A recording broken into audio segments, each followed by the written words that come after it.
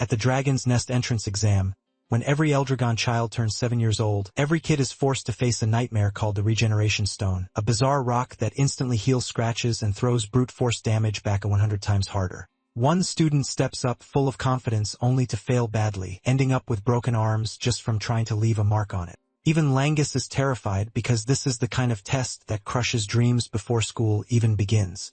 But while everyone else is panicking, Zeke is just disappointed.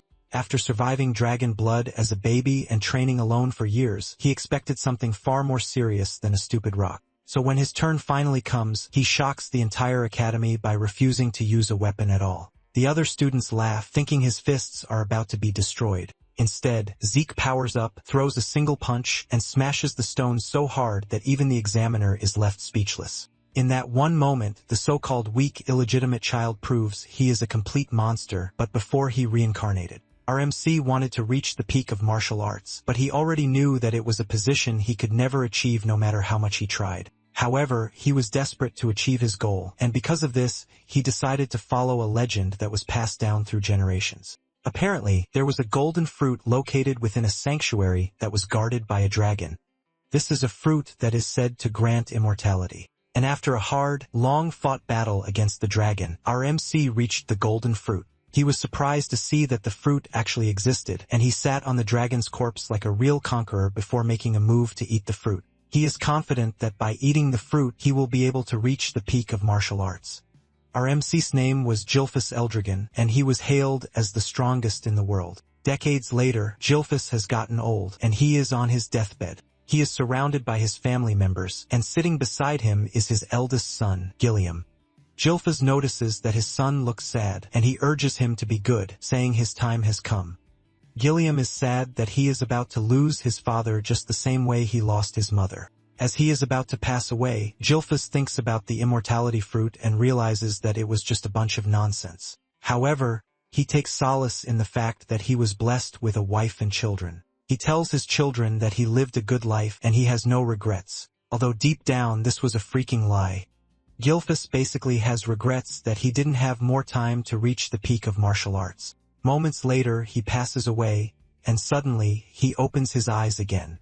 He is shocked and wonders why everything looks different. He senses that his body is light, and when he looks around, he realizes that he has baby hands. This is when it dawns on him that he is a baby, and he is in a baby's cot. He couldn't believe his eyes, but he tried to calm himself since he was a 10-star in his past life. Gilphus concludes that his position is nowhere near normal, and he starts wondering who could have done such to him.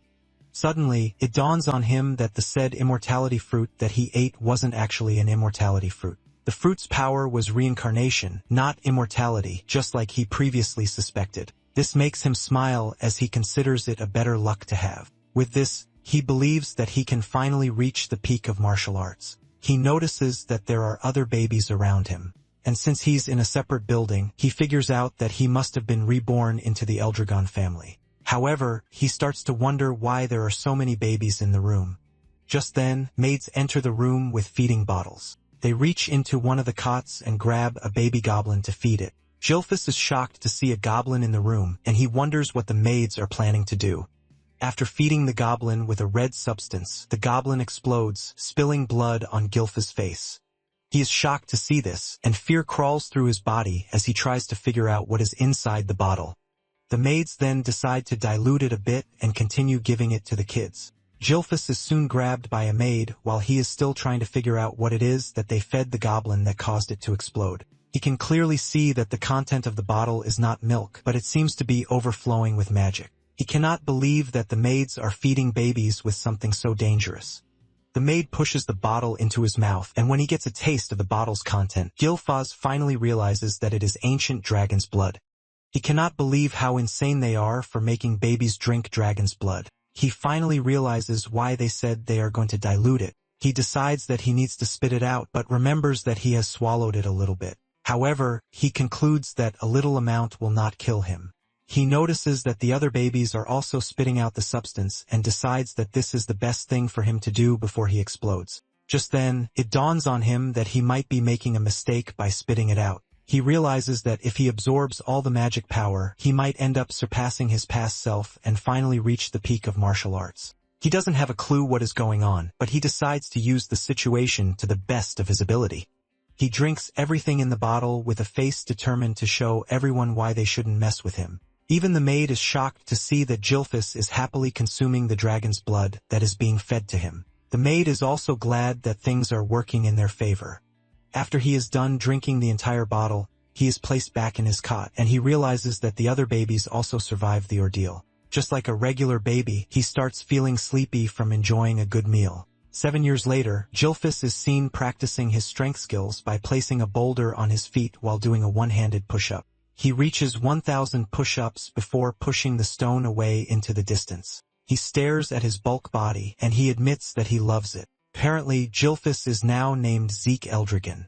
Zeke attributes all the strength he has to the quality of the dragon blood that he consumed. The dragon's blood seemed to hold a vast amount of power, and even the babies who ingested just a little gained bodies, which are far stronger than those of regular humans. Thanks to the divine dragon's true source power that he had already absorbed in his past life, Zeke was able to take in every drop of the ancient dragon's unique power.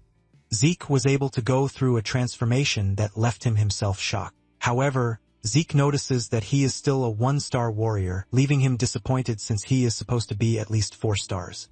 Basically, a star is one's true source of power, which is compressed to its very limit. One envisions their body as a universe and lets the stars move within. It turns out that the difficulty increases with each star because the more stars, the greater the strength. And Zeke, in his past life, managed to reach the rank of 10 stars, which made him the only person in the world to ever do so. It has now been 7 years since Zeke was born as the son of the current head of the Eldragon family, but he is an illegitimate child.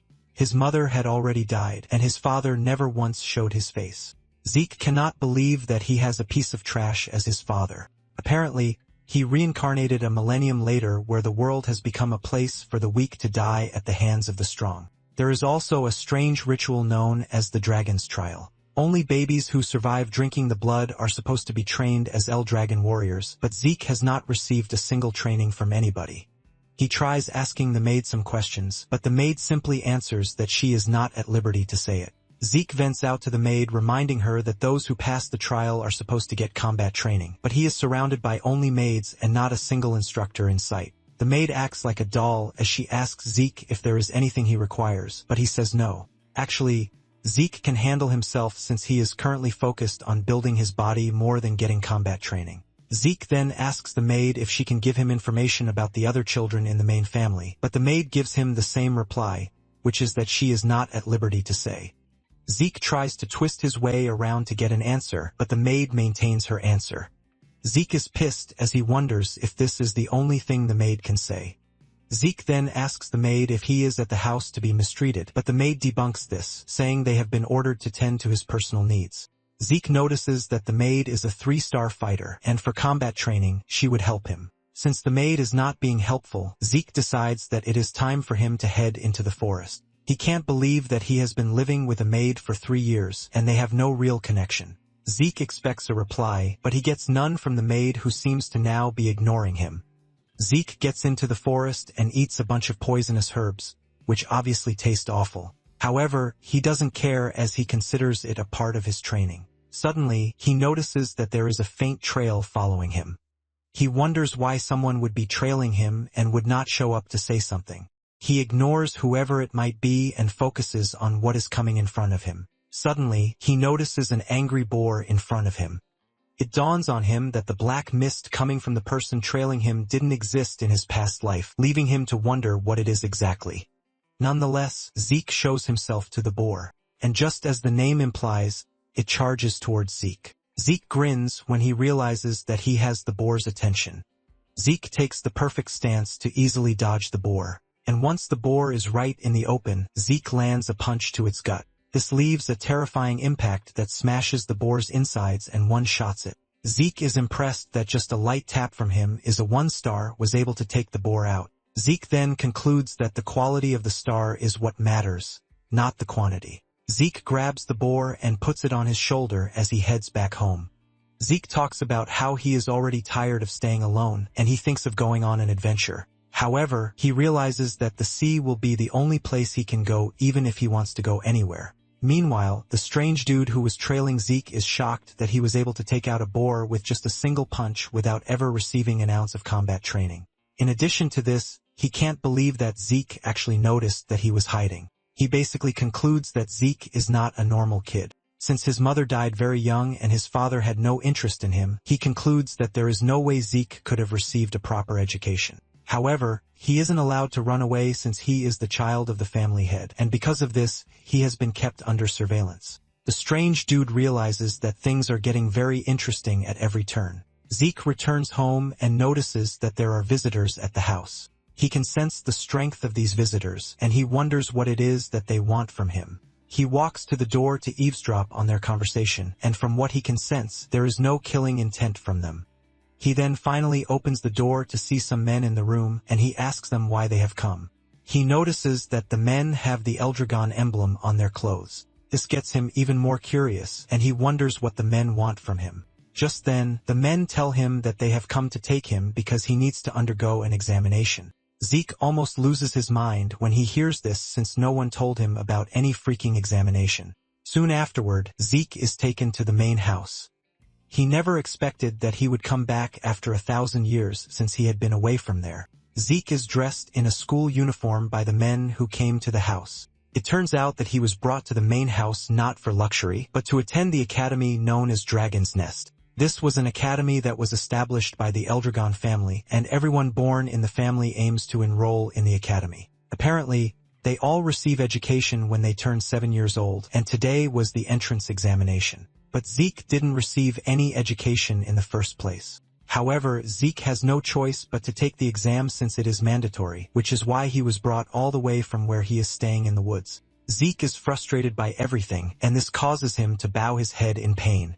While the other students walk past him, one of them with blue hair, Langus, approaches him. Langus is from the old Scale village, and he asks Zeke if he is fine or if he is in some sort of trouble. Zeke turns around to look at him, and he rudely asks him what he wants. Langus appears to be a timid person as he tells Zeke that he was only trying to help since he looks like he is troubled. Zeke is shocked by Langus's approach. He can sense that he is the shy type, but he notices that he has some power running through him. Zeke gets on his feet and apologizes for being rude. He then introduces himself, and he tells Langus that he is only confused as to what the family heads are planning to make them do. Langus then replies that the exam content doesn't change from year to year. However, Zeke clears the air, telling Langus that he actually does not know what the exam is all about. Langus is shocked when he realizes that the dude in front of him truly has zero knowledge of what he is saying.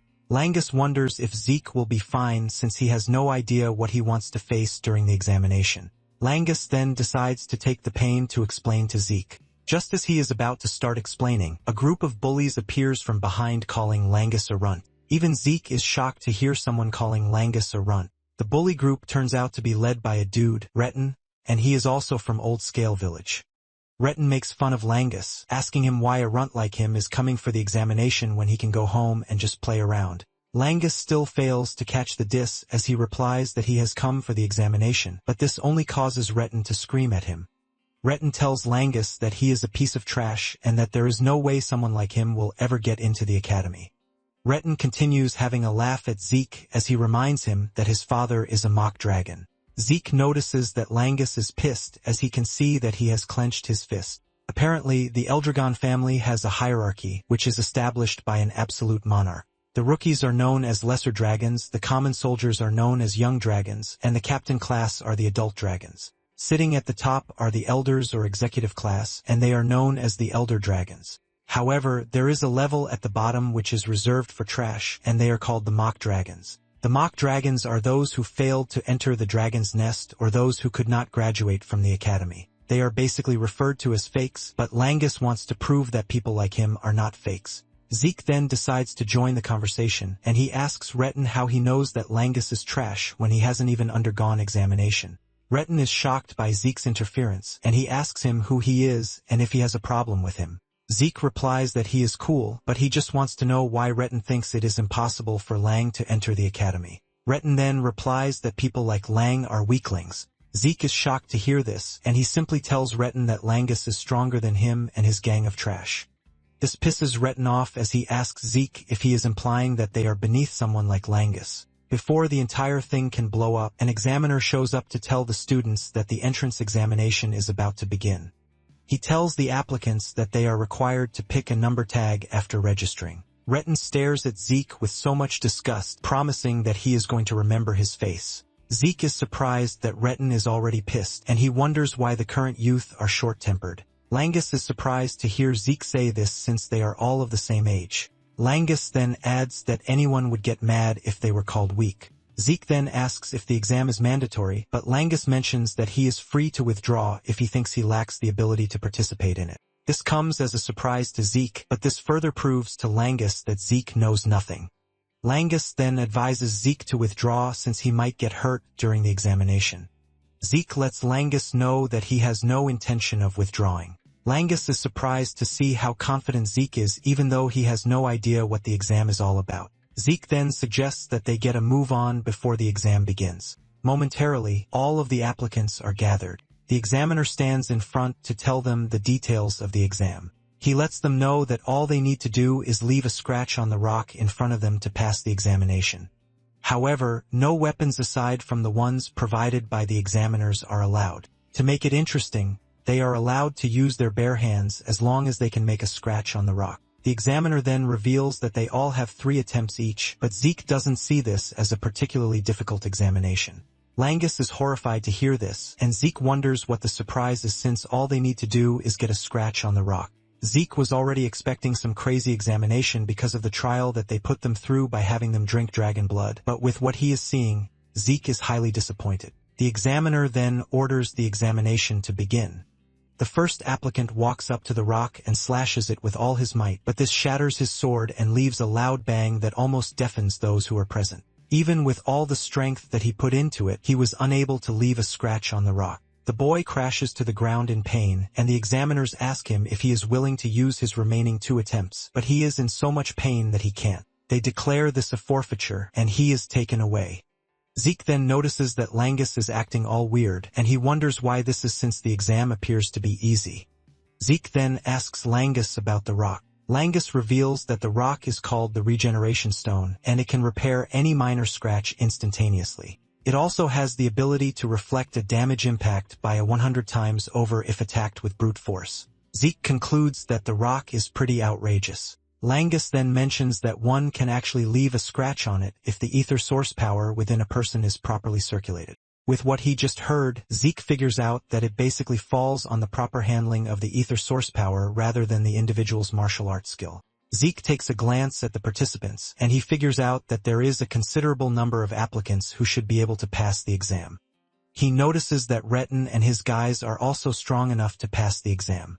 From where he is sitting, he can hear the applicants failing one after the other after their arms are broken from trying to leave a scratch on the rock. Momentarily, the examiner calls on number 315, which is Zeke's number. Langus fears for Zeke, and he urges Zeke to withdraw, but Zeke assures him that he will be fine.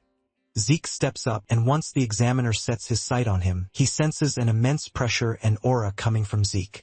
Zeke is asked for a choice of weapon, and Zeke replies that there is no need for one as he plans to use his bare hands. The examiner asks him again if he really doesn't want to use a weapon, and he says yes, assuring the man that his fists are enough to do the job. When the other students hear this, they start making fun of him, saying there is no way he is going to be able to get a scratch on the rock with just his fists. Even Langus doesn't believe in Zeke, as he genuinely believes that his arms and fists might get ripped off. Langus starts blaming himself, saying he should have tried to stop Zeke from participating in the exam. Since Zeke has made up his mind on what he wants, the examiner tells him to proceed. Zeke checks out the rock and admits that it is made up of a mineral he hasn't seen before. He concludes that it is something that formed after 1,000 years. He realizes that there are a lot of things that he doesn't know yet, but he decides to shift them all to the future. Zeke powers himself up, ready to punch the rock. With the amount of power he generated, he believes that it should be enough to do what he wants to the rock. The technique he prefers to use is called the Dragon Slayer combat technique form.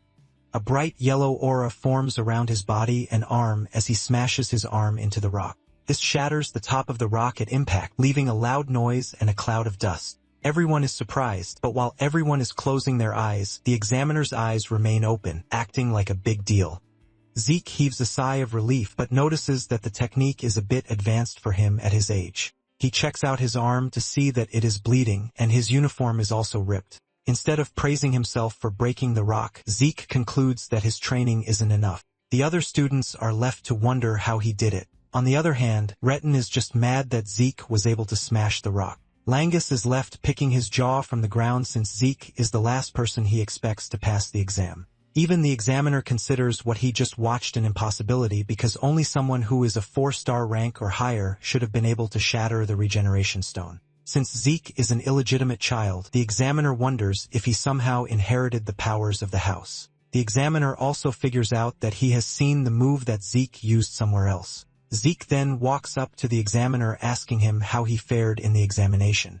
The examiner lets him know that he has passed, and he is given a bottle with a green substance in it. Zeke asks the junior examiner about the contents of the bottle, but the dude just stares at him with hatred, telling him to move away. Zeke just assumes that the bottle is a reward for passing the test. Zeke returns to his newly found friend, and Langus praises him for how amazing he was. Zeke then asks Langus about the bottle, and he reveals that it is a healing potion. Zeke is confused when he hears this, and Langus mentions that it is a normal-grade healing potion. Zeke checks it out one more time and realizes that the substance doesn't look poisonous. He starts wondering if the said healing potion might actually be an elixir. Apparently, an elixir is a potion that is made from very rare materials, and it is combined with herbs that grow only in secret realms. In addition to this, pure elixir cores from divine and phantom beasts are added. Drinking the elixir basically heals old and recent wounds instantly while also boosting one's ether. However, refining the elixir is very difficult since its ingredients are very difficult to find. This is why it rarely appears on the market. Zeke then consumes the healing potion, and just as expected, his torn arms heal back up. Zeke is blown away and realizes that the healing potion is really an elixir. Lengus then says he has no idea what an elixir is, but the Eldragon healing potions are much better than the ones obtained from stores. Langus considers this a normal thing, while Zeke is entirely blown away since all of his injuries healed instantly. However, he notices that there is no ether surge like when he takes an elixir. Langus then tells Zeke that he is quite impressive, but Zeke doesn't believe this. Zeke checks out the bottle and realizes that it is basically what human knowledge has been able to create for over a millennium. Langus then reminds Zeke that he is pretty strong, and Zeke replies that he aims to be the strongest, so he is not surprised. Retin and his gang of bullies soon step forward to take their test, and they all pass. Zeke is not surprised by this as he already knows that they are going to pass. Finally, applicant 414 is called, and this turns out to be Langus. As he walks down the stairs, Zeke notices that Langus is nervous, and he urges him to pull himself together, assuring him that he is going to be fine. Langus basically turns around, telling Zeke to stop raising the bar so high. When Langus reaches the test site, he picks up a sword, leaving Zeke to wonder what the dude is actually doing. Langus takes a deep breath and launches his sword strike at the rock. However, he fails to leave a scratch, and he even falls down in the process. As usual, the examiner lets him know that he has 2 more trials. Langus then gets back on his feet to try again, but the result remains the same. He falls to the ground in tears, wondering if he is about to fail just like his bullies told him he would. Just as expected, Retin and the others are already laughing at him, saying the child of the half-dragon will always be half-dragon. They urge him to give up while reminding Zeke that he earlier said that someone as weak as Langus is stronger than they. The examiner then tells Langus that he has just 1 more try. They ask him if he wants to try again, and Langus starts to stutter as he falls into a state of total darkness. Just then, Zeke's voice appears from the darkness asking him what he is doing. Langus turns around in confusion, and Zeke suggests that he use a spear instead of a sword. Langus is still confused by this, and Zeke says he means what he said. Zeke berates Langus for using a weapon that doesn't suit him. Zeke assures him that no matter how many times he tries, he won't be able to make a dent in the rock using a sword. Retin and his friends start laughing at Zeke again, saying Langus was taught to use a sword from when he was a kid, and he never took spear lessons. At the same time, they believe that Langus will still remain his pathetic self even if he switches weapons. Zeke then asks the examiner if they are allowed to change weapons mid-test. The examiner assures Zeke that there is no problem in doing this. Zeke smiles at Langus, telling him that he is free to go ahead and use a spear. Zeke stands as a proper motivational speaker, asking Langus if he is ready to leave like a loser, but Langus says no. Langus then gets back on his feet as he tells Zeke that he will take his suggestion and try using a spear. Apparently, Langus' father wasn't allowed to enter the dragon's nest, and he was always at the receiving end of mockery. Even with all of these, he never gave up, and he still made sure to raise his son well. Because of everything his father did for him, Langus is willing to prove that he is not fake. He remembers Zeke saying he will always meet the same result no matter how many times he uses a sword. He hasn't known Zeke for long, but he is choosing to believe in him. However, he doesn't know how he is supposed to use the spear, and Zeke just tells him to thrust it straight. He urges him not to think hard about it and just do it. Langus knows it is impossible for a first-time spear wielder to just hit the regeneration stone and damage, but he will never be sure if he doesn't try it. Even though he just met Zeke, he is choosing to trust him. Since Zeke believes in him, he also wants to do the same. Langus takes his stance, and he notices that the ether source energy flowing through his body is actually different from when he was holding a sword. Langus rushes toward the stone and hits it, leaving a massive shockwave. Retin and his gang of bullies start laughing, saying there was no difference even though Langus changed weapons. However, on a closer look, they realize that Langus was able to do it. They are shocked when they see this, and even the examiner cannot believe that Langus actually pierced the stone with the spear. Zeke is proud of Langus, and he claps for him. Langus cannot believe his eyes when the examiner records in his book that he has passed the test. Langus is forced to ask again to confirm, but Zeke hugs him from behind, assuring him that he actually did it. With tears in his eyes and happiness, he hugs Zeke. Retina and his boys don't want to believe that Langus actually passed the test, and they all believe that it is a stroke of luck. The examiner then screams at the top of his voice, telling the applicants that the exam is over and what is next is the entrance ceremony. When Zeke hears this, he is surprised. He can't believe that scratching the rock is the only test that they are going to require of them. Langus then tells Zeke that there might actually be another exam after they enter the academy. Zeke then asks Langus what they are supposed to do since they have passed the test already, and Langus reveals that the heads of the Eldragon family will show up to give the participants their congratulatory words. Just then, a bunch of aura farming men appear in the distance, walking toward the students. Among them is a dude who catches Zeke's attention, and he asks Langus who the gloomy dude is. Langus cannot believe that Zeke just trash-talked the family head. Zeke doesn't hold back as he calls the family head an ugly dude. But before he can say anything further, Langus covers his mouth with his hand. Langus begs Zeke to be quiet and not say anything. And even though it is hard, Zeke decides to keep quiet. Zeke stares at the men who are considered to be the Eldragon's forces. He is impressed because there are a couple of decent dudes since they are mostly 6 stars. However, the head of the family, Balza Eldragon, is an 8-star warrior, which makes him a big deal. Back in his time, there were just a few 8 stars in the world, and Zeke wonders just how many will be left. Zeke then tells Langus how he feels. He lets him know that he doesn't like Balza. He doesn't even care if the man is his father or not. Just then, Balza steps forward with an overwhelming aura to address the students. He only says a few words to the students, and this is him telling them to become the flesh and blood of the Eldragon. However, these words carry a crushing weight alongside his aura, as all of the students except Zeke start to tremble. Even Langus complains of how hard it is for him to breathe, but Zeke feels nothing from Balza's presence. All he can feel toward Balza is pure hatred, even though he doesn't know why. After he is done addressing the student, Balza turns around to leave. Another elder then takes the reins, telling the students that the head of the house is expecting great things from them. This person catches Zeke's attention too, and he starts to wonder who the blonde-haired elder is. Zeke figures out that Balza's departure has reduced the tension on the students a bit, but they all remain composed from the aftermath of Balza's presence.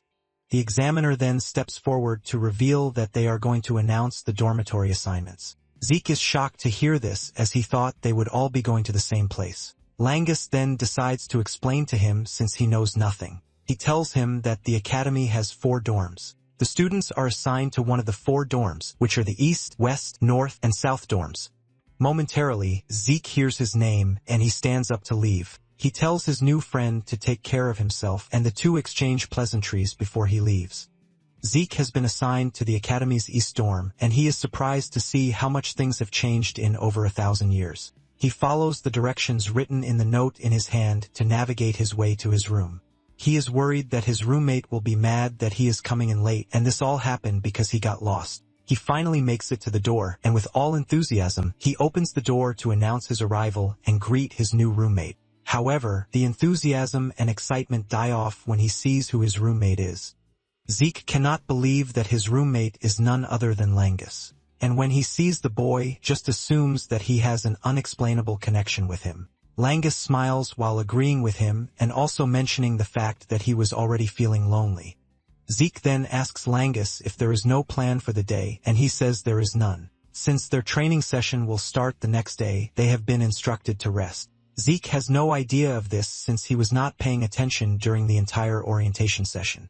He looks bright while admitting this, but Langus doesn't think it's something that he should be proud of. Langus decides to move past the entire scolding session and suggests that they get some sleep since they will be training the next day. Apparently, Zeke was initially planning to ditch the school and just go on an adventure, but the new things that he saw since he arrived at the school interested him. He has decided to stick with the house just a little bit if this will help him to learn more about the world after a millennium. A month later, the kids are undergoing intensive training under their tutor. They are being taught how to master the dragon's breath, which was made by the 15th head of House Eldragon. The tutor tells them that they need to master the technique so that they can use it in any situation. The tutor moves around keeping an eye on the kids. He notices that some of them have mastered it, and one of them is Laika, the head of the house's daughter. Apparently, she is already skilled enough to be classified as a second star. However, he is more interested in Zeke. While everyone else is struggling, Zeke is carrying a boulder on his head while holding 2 dumbbells that have small boulders on them too. The tutor starts to draw closer to the fact that Zeke inherited the head's power. However, he wonders how he is able to master everything since he had no teacher who could have put him through. The teacher can only wonder but couldn't come to a conclusion. On the other hand, Zeke is thinking about how the breathing technique, the Dragon King's breath that he invented, has been modified and passed down as dragon's breath. Apparently, breathing techniques are ways to draw ether from the air into one's body and pass it around, which ultimately helps to enhance the ether. However, the optimal level depends on the user's skill and creativity. This is the reason each noble house refines its own style and keeps the finished technique secure. Zeke admits that the technique is safe and easy to learn, but he believes that it is utterly useless if he can only use it when he is standing still. Basically, his original technique allows him to use ether while moving around. The effects of the technique are huge, but only a few inherited it because of how difficult it is. Zeke simplified it back then so that anyone could use it in order to make the clan stronger, but he never thought it would evolve and be around for 1,000 more years. Zeke is impressed by this, and he believes that there might have been other martial arts techniques that have changed over time too. After the training session, the kids head to the dining hall to eat. While everyone is struggling to eat due to tiredness, Zeke is munching on his food without a care in the world. He notices that Langus is looking drained, and he urges him to eat his food because he won't be able to move optimally if he runs out of energy. Langus is forced to ask Zeke how he is so full of energy when everyone else is drained. Zeke disses Langus, telling him that he is just a weakling. He urges him to eat more and train harder. While lecturing Langus, Zeke notices that some of the kids who are well-trained are actually eating their food. Just then, Zeke is approached by Laika, and because Zeke doesn't know her, he straight up asks her who she is. Langus almost chokes on his food when he hears this, and he quickly moves to Zeke to whisper in his ear. He tells him that Laika is the head's daughter, but Zeke innocently tells Lang that he had no idea. Lang is almost dying from pressure as he tells Zeke that they are not even supposed to be talking to Laika. Zeke just stares at him like a fool while telling him that he is also the head son even though he is an illegitimate child. Langus and Laika are both shocked when they hear this, and Laika asks him if he is telling the truth. Zeke calmly replies that he has no reason to lie. Laika then asks him how he was able to get strong enough to smash a regeneration stone with his bare hands. Laika is genuinely interested, but Zeke just replies that he was able to do it because he is just a cool dude. Zeke notices that Langus is totally out of his zone, and he calls him back out of it, telling him to eat his food. Laika then moves closer to Zeke, asking him if he would like to join her. Zeke is confused by what she means, and Laika says it plainly, urging Zeke to become her subordinate. Laika tells Zeke that she is going to become his backer since he is an illegitimate child, and he would obviously want allies. Laika wants Zeke to assist her in becoming the next head using his power, and she promises to reward him generously when she becomes head of the family. She sweet talks this, but Zeke calmly tells her that he is not interested in the offer.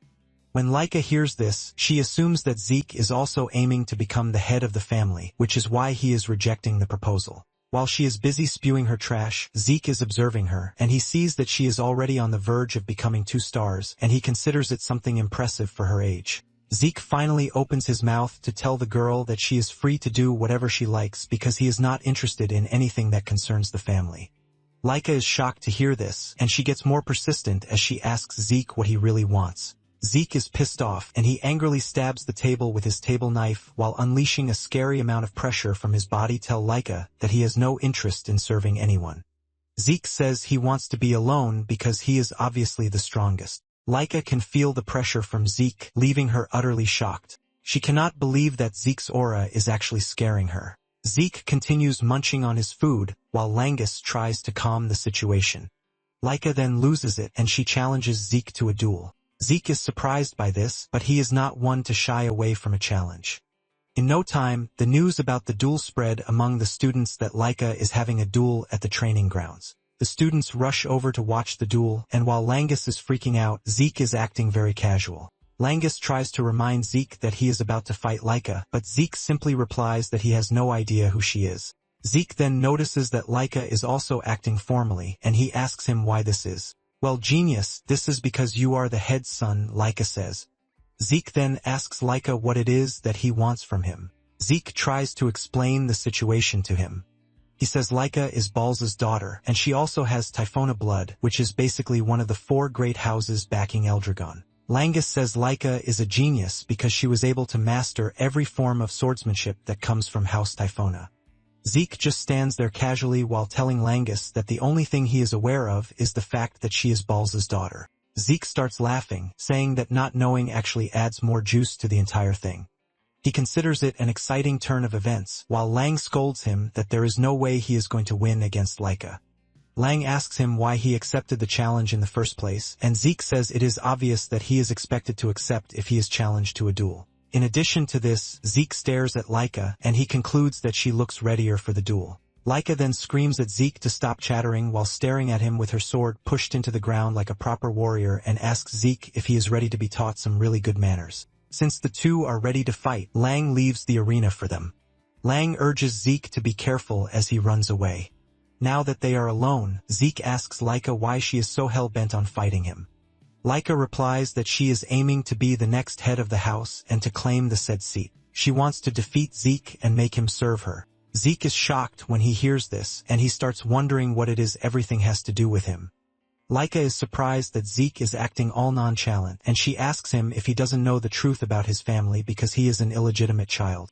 Zeke is about to tell Laika that he knows when she cuts him off. Laika explains that including Zeke, there are 5 heirs competing to be the next head. Zeke is the only one who doesn't carry blood from one of the 4 great houses of Eldragon. The key point is that whichever house produces the head, which means they are all striving to be the best in the academy. And to stand against her brothers, Laika says she needs more allies. The whole explanation leaves Zeke totally confused, but he manages to grasp the point of it. Laika lets him know that she is fighting to secure her place, and without wasting any more time, she lunges towards Zeke. She is determined to defeat Zeke, and with her sword, she tries to land a hit on Zeke, but he suddenly steps back.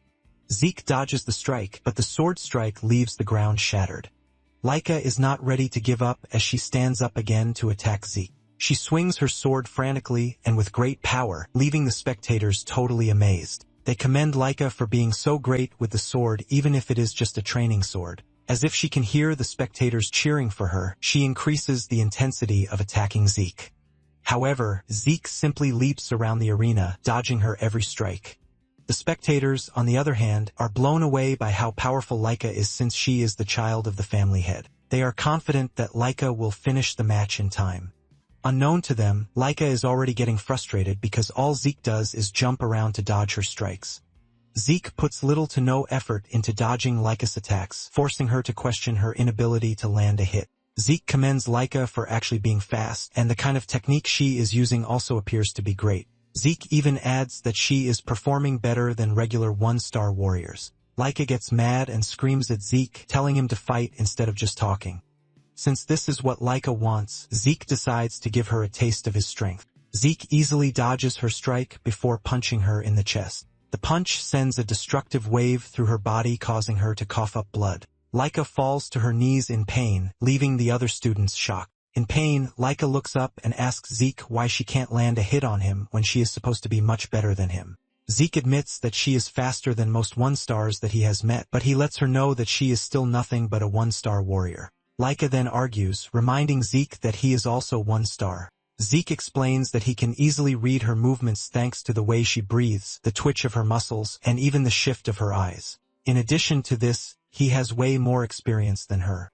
Zeke explains this in such an arrogant way that it forces Laika to get back on her feet. She dashes towards Zeke again with her sword in hand, ready to tear his head off. But even with the surprise attack, Zeke still dodges by acrobatically leaping backwards. This leaves Laika clearly open to Zeke's attack, and Zeke punishes her by punching her straight into the far wall. She hits the wall and leaves a huge cloud of dust covering the area. The spectators are left shocked when they see this, as they wonder if Laika actually lost. Langus is excited when he sees this, and he rushes back into the arena, telling Zeke how incredible he is. However, Zeke tells Langus that the fight is not yet over. Zeke is impressed that Laika is actually able to withstand his blow. When the dust clears, Laika is seen struggling to get off her knees with a battered body, but she is not ready to give up. Langus tries telling her to stop because she might end up worse. Zeke then tells Langus to step back because things are about to get more serious. And if he gets injured, he is not going to be responsible for it. Zeke had suspected it, and now he confirms that Laika has reached 2 stars. Laika gets on her feet and a blaring aura swirls around her. The spectators immediately figure out that Laika has reached 2 stars. The 2-star realm is one where the wielder can project true source power outside the body for martial arts. The projection is basically what is known as aura. Laika appears stronger, and she thanks Zeke for pushing her to be able to reach 2 stars. Enraged, she dashes towards Zeke, ready to strike him down. Her sword follows a golden trail of aura, and Zeke admits that she has gotten stronger and faster. Zeke continues to toy with her until he misjudges her strength, and he ends up getting cut on the face. Laika notices that he is left in awe, and she uses that to boast about the strength of a 2-star. She assures Zeke that he's about to face the true Thunder Spirit Greatsword arts. Zeke, on the other hand, is excited because he will finally get to witness something he hasn't seen in the past. He is absolutely hyped to see what Laika has in store for him. Laika then activates her Thunderlight Flash technique that hits Zeke before he could even move, leaving him totally shocked and with questions of how Laika is able to wield lightning. Zeke admits that Laika is quite insane, but Laika doesn't see any form of regret coming from him because he is smiling. Laika angrily activates another technique, striking Zeke, leaving him to come to the conclusion that whatever Laika is doing is just too much for him. He knows that his body can't take what Laika is doing to him just yet.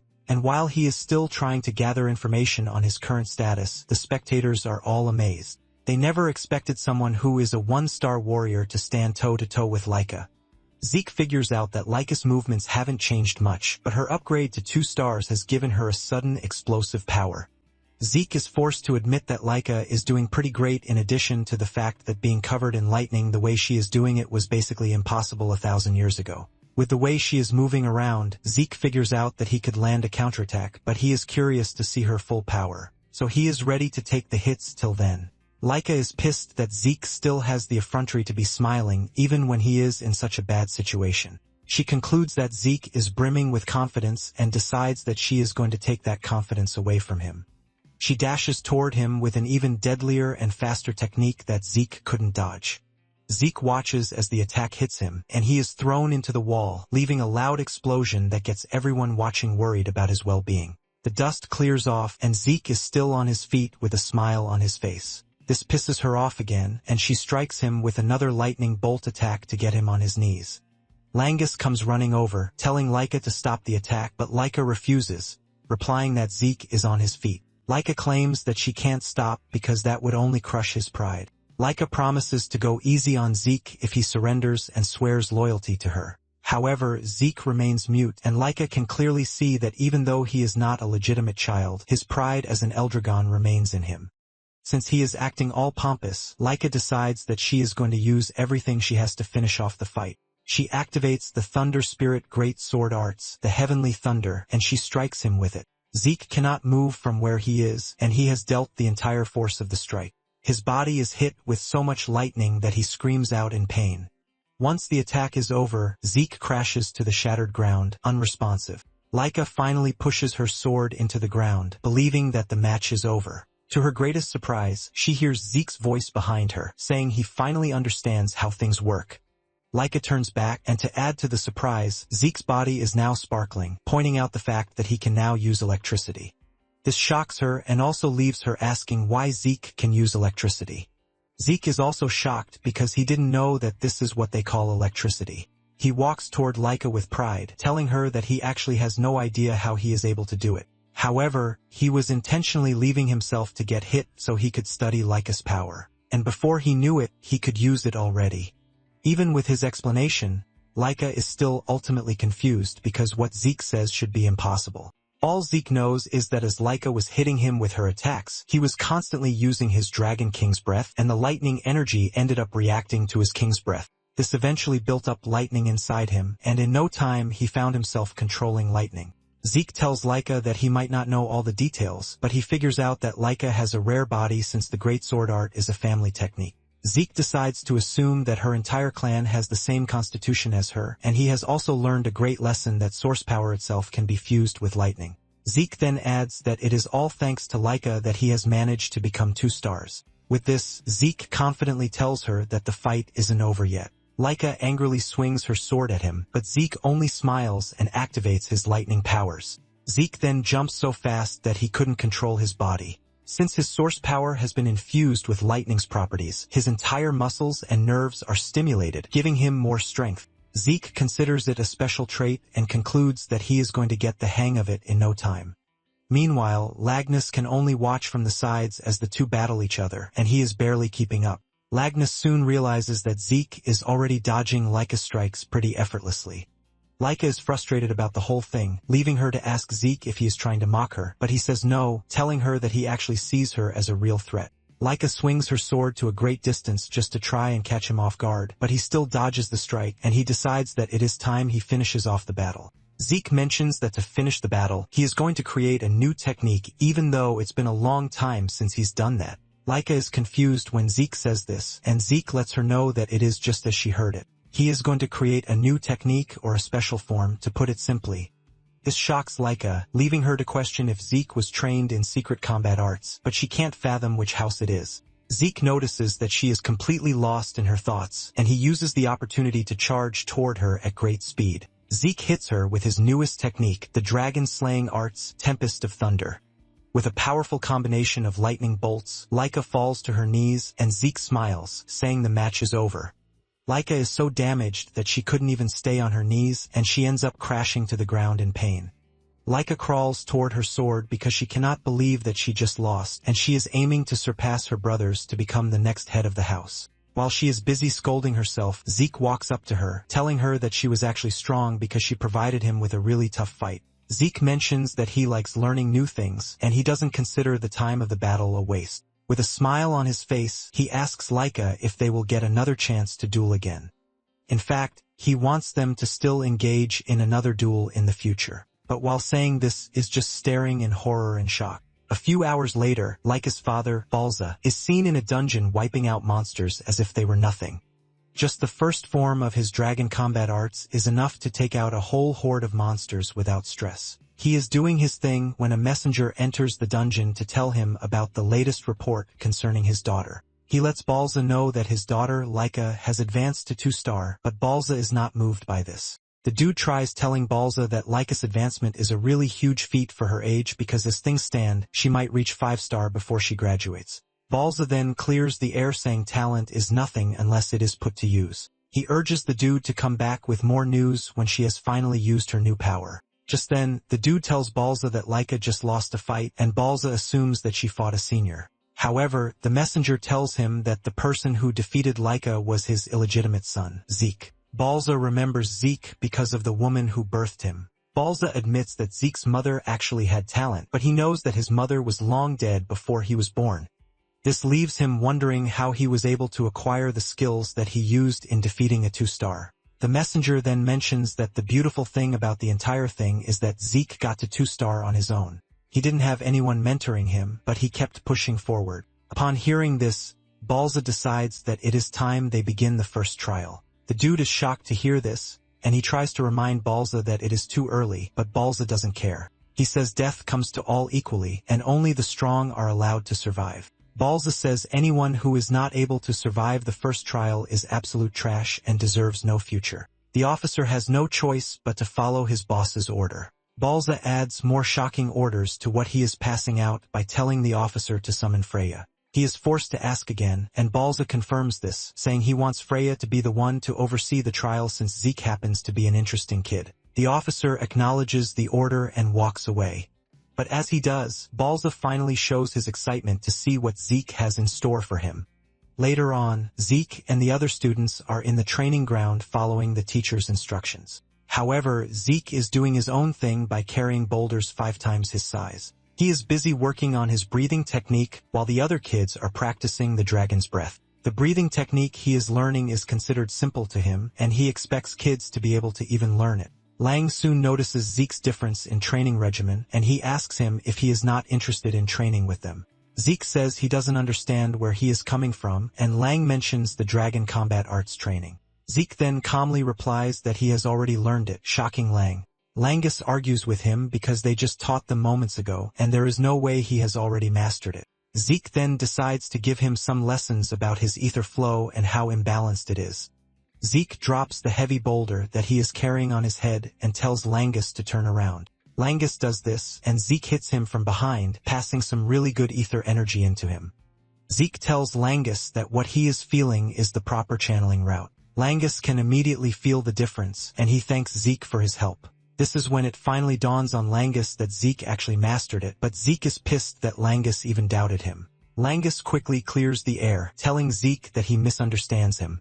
Langus mentions that he has never been taught by anyone besides his father, which is why he has always had to push himself. However, Zeke is already strong enough to defeat Laika on his own. Langus assumes that the dragon combat arts are simple and boring for Zeke, but Zeke says this is not the case. Zeke mentions that the stability is actually quite impressive. Basically, dragon combat arts was once talked down on by his sons who claimed that it was too complex and difficult. Even though it is complex, it is a combat art of overwhelming power that has several fighting forms incorporated into it. In addition, Zeke has just gotten a new form thanks to his fight with Laika. It turns out that the technique he used in defeating the dragon is the final form, and Zeke is curious to see how the technique has been refined over the years. Zeke then decides that it is time to return to physical training since there is nothing else to learn from dragon combat arts. Suddenly, Langus hits Zeke with a weird request, asking him if he would do him the honor of training him. Langus talks about his desire to get really strong even though it is quite tough. Surprisingly, Zeke tells him that he is up for it because he sees Langus as someone who is teachable. Langus is still celebrating his win when a familiar voice appears from behind, asking Zeke to train her too. The voice is none other than Laika, and even though she is shy about it, she cannot help but admit the fact that Zeke is impressive enough to have defeated her. Laika talks about just how good Zeke is, and she admits that her pride was shattered during their match. Zeke is shocked by the sudden request, and Laika adds that she also wants to get stronger so she can surpass her brothers and even Zeke himself. Laika completely throws away her ego, and she urges Zeke to teach her how to be stronger. But Zeke takes a moment to think about his answer, leaving Laika in a state of panic. Laika is impressed when she realizes that Zeke is ready to train her, since he also has a claim to the title of the head. Zeke assures Laika that he doesn't mind training her, but he is worried that she is not healed from their last fight. Laika then reveals that she used a healing potion, which is why she is fine. Zeke is blown away by the ridiculous things that the potion can do. Langus then says Laika is also impressive aside from the fact that she used a healing potion. Zeke agrees, saying they now live in an era where everything is possible. Laika also comes clean, saying that without the potion, she would have been bedridden for a whole month. She then asks Zeke again if he is ready to train her, and Zeke assures her that he is not one to turn down an eager young talent. Lagnus and Laika are shocked by his choice of words since he is also young like them. Zeke nervously moves past the matter to avoid further questioning from the two. Zeke then asks Laika if she is sure about receiving training from him because he is the one who beat her up in the first place. Laika replies that she doesn't mind because she is not in a position to care about status or pride. She is ready to do whatever it takes to get stronger and claim the position of head for herself. Zeke then asks her why she is so obsessed with being the head of the family because this was the same thing she was shouting when they fought. Laika then confesses that failure to become the head of the family means the only path for her is marriage. And talking about marriage, it is going to be a political one, which is pretty obvious. She is going to end up marrying one of her cousins or a dude that she has never even met in her life. Zeke is shocked to hear this, and Laika explains that the Eldragon bloodline is valuable, especially for the 4 great houses. She says the true source of their power is pretty unique, which is why they are going to use the ladies in whichever way they please. Zeke bursts out in rage when he hears this because he never believed that the family would treat a human being like breeding stock. Zeke swears that he will be the one to put an end to the trash culture and tradition. Suddenly, the instructor calls the students' attention to the fact that there is a new instructor in town. He tells them that the said instructor came even though she was very busy. The redhead lady appears out of nowhere and tries to grab Laika by the ear, but her reflexes kick in and she moves backward before she can touch her. The lady commends Laika's reflexes, saying they are pretty sharp. Lengus, on the other hand, is trembling from fear and he grabs Zeke because he couldn't even sense her. The instructors finally introduce the mysterious lady standing in front of them as Freya. Freya is a member of the Black Dragon Corps and she smiles, saying it is nice to meet the students. Freya notices that Zeke is not surprised, and she mentions this. Zeke shatters her ego, telling her that there is nothing to be surprised about. However, Zeke smiles, telling Freya that she has an intriguing skill. Freya finally understands why the head of the family has been concerned. On the other hand, Zeke is more interested in Freya's martial arts than her annoying concealment skill. Zeke notices the flow of power in her legs and realizes that he has not seen anything like it before. Zeke is already eager to get it on with Freya because she appears to be really interesting. Freya then joins the other instructors to tell the students to be at their best behavior. The head instructor also mentions that Freya is a 6-star dragon, and he urges the students to pay attention. The other students are shaking and trembling from Freya's amazing power, unlike Zeke, who doesn't really care.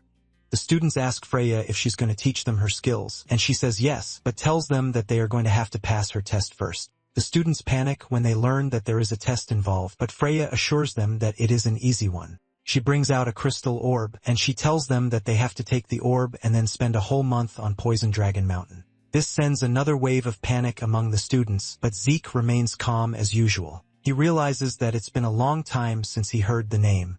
The Poison Dragon Mountain is a place that is home to countless venomous beasts. Even the plants on the island are so dangerous that brushing past one of them means instant death for an ordinary person. Zeke remembers that he used to train there in his past life. He wonders if the mountain is not too much for the kids. Freya reveals that anyone who goes missing or breaks their crystal orb during the test is automatically disqualified.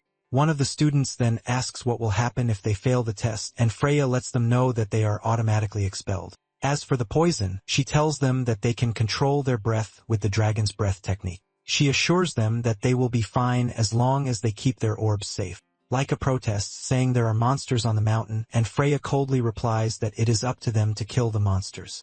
It is basically a game to survive for a month or die in the process. The students start to panic, but Freya urges them to calm down because they still have 5 days before the test. In the course of 5 days, they are expected to choose and learn one of House Eldragon's basic martial arts to help them survive on the mountain. She assures them that once they have a fighting style, it will be easy for them to survive. However, she lets them know that she won't be taking responsibility for whatever happens if they can't master the fighting style in 5 days. One of the students asks if Freya will step in and help them if they are in danger, but she tells them with all seriousness that they are on their own. Freya believes that the test is very easy and that they should be able to clear it without much difficulty. Zeke is shocked by everything he is hearing, leaving him to wonder if the family has really gone down the rabbit hole. Freya then calls them forward to start picking out what manual they want. Langus is confused about what to pick, and Zeke urges him to pick the spear manual. He reminds him that he used one during the entrance examination, and hearing this, Langus makes his decision. Zeke also notices that Laika is confused about what to pick, and he tells her to pick the axe manual. Laika is shocked, and she asks Zeke why she should pick the axe manual. Zeke strolls away, telling Laika that it is going to cover what she is currently lacking. Since this is Zeke's advice for her, she decides to go with it. Once they have all picked what they want, Freya tells them to train on it for the next couple of days. Freya assures them that failure to do this means nothing but certain death. Suddenly, Freya adds one more rule to make things spicy. She tells them that during the test, senior students from the inner building will be trying to steal their crystal orbs. The seniors who will be joining them have just one job, and this is to steal their orbs. Freya then tries to make things make sense by saying there are more of them, so they should be fine. Lengus almost loses his sanity when he realizes that they will be fighting monsters and upperclassmen at the same time. Laika admits that she is going to struggle against the upperclassmen because they are all 2 stars or higher. Since she is going to struggle, she believes that most of the students are going to die during the test. Zeke agrees with Laika, but urges them to form pairs of 2s or trios if they can't handle the situation alone. Zeke mentions that there is no rule against teaming up against the seniors, so they should be fine. Langus then asks Zeke what he plans to do, and he reveals his intentions to go solo because this is more fun. Laika initially wants to protest against this, but suddenly remembers that Zeke is that guy, and he might actually be capable. Zeke smiles as he strolls off, suggesting that they get some food to eat. 5 days later, the students gather at the mouth of the mountain, and they all have their weapons with them. Freya is also present, and she loves the weather conditions because it is perfect for the test. Once she is done gloating, she declares the test open. As usual, Lagnus is nervous, and he wonders if it is okay to team up with Laika since he is not from a noble family. He is doubting himself when he hears another commoner like him. Celine mentioned that she is also in Laika's group. There is also another dude, Raymond, who will be joining the group, and they are all commoners. Laika then tells the trio that she doesn't care about status because she invited them due to their insane abilities. Langus is happy to be selected, and he assures Laika that he is going to do his best. The other 2 also assure her that they are going to live up to her expectations of them. As for Zeke, he maintains his stance about going solo. Zeke then commends Laika's team, saying they are a strong team. Zeke can see through their talents and realizes that she has gathered the most capable students in the class. He is impressed that she has a sharp eye for talent. Zeke assures Lagnus that he has nothing to worry about because his team is practically unstoppable. Freya is surprised to see that the students have chosen to move in groups. She commends these tactics since most of them have not even fully mastered their weapons. Once she confirms that everyone has their crystal orbs, she reminds them that their job is to survive for a month while keeping the orb. She tells them that as long as they have the orb by the end of the month, they have passed the test. She then drops another shocking fact saying the orbs are identical. This basically means they can steal each other's orbs. Freya tells them that the moment they settle into the mountain, the seniors will move in to try and steal their orbs. The seniors create a sense of panic in the kids, saying most of them have not even reached 1 star, which means things will be easy. Once Freya is done with her explanation, she tells the students to get a move on. As they dash into the woods, Laika turns around to tell Zeke that he must return alive, and Zeke tells her the same thing too. While everyone is rushing into the woods, Zeke stays behind, and Freya asks him if he is going or not. Zeke replies that he is not nervous like the others. Once everyone else has rushed ahead, Zeke starts strolling into the woods. After they are gone, the head instructor asks Freya if she thinks the kids will be fine because the exam appears to be too much for their current stage. The man says they are new students who know nothing but the basics, but their combat skills are seriously lacking. Freya then replies that everything will be fine. She admits that the mountain has a lot of monsters residing there, but the monsters are not strong according to her. Freya reminds the instructor that the students are sticking together, which should make things easy for them. However, there is something strange that she plans to release into the forest later on. The instructor hears this and asks her what she meant, but she quickly moves past it saying it is nothing. Freya then turns to the seniors, telling them to move out too. The seniors also rush out looking all hyped and eager to take down their juniors. Freya smiles, saying she's looking forward to just how many students are going to survive the test. Moments later, the senior finds Zeke standing alone in the forest, and they assume that he is easy prey. The seniors immediately converge on him, and one of them fires an arrow at him, but he easily catches it. Zeke laughs out loud like a maniac, telling the seniors that he has been waiting for them. Fear crawls through their bodies when they hear this because it is the last thing they expect to hear from him. They are still trying to process what is happening in front of them when Zeke dashes toward them with a big smile on his face, looking like a terrifying character straight out of a horror movie. A week later, Laika and team are battling it out against tree frogs. With their precise coordination, they are able to take down a ton of frogs, and Laika commends her team, telling them that they are doing really great. The team, on the other hand, is blown away by Laika's ruthlessness as she has been able to take down multiple frogs. Laika tells them not to be surprised because she is obviously 2 stars already, and a bunch of tree frogs are nothing to her. In addition, she is impressed that they have all gotten stronger since the test started a week ago. Celine and Raymond have both become 1 star in the time frame of this. The two are happy, but they heap praise on Laika, saying it is all thanks to her. Lengus, on the other hand, has no star yet and he appears dejected. His team member notices this and lets him know that he has not left out of those who have gotten stronger. They tell him that he has no reason to rush, and Langus takes their encouragement with a bit of a smile. Laika lets him know that being able to take down the frogs without a star is an incredible feat on its own. In addition, Laika adds that Lengus trained with Zeke before the test, and this has made his spear work absolutely flawless. Laika tells him that it is just a matter of time before he reaches 1 star. Since it's already getting dark, Laika suggests that they return to base. After all, it is dangerous for them to be moving around in the dark. Upon arriving at base, they are met with a surprise. An upperclassman is already waiting for them, and the moment they spot him, they all go into defensive positions.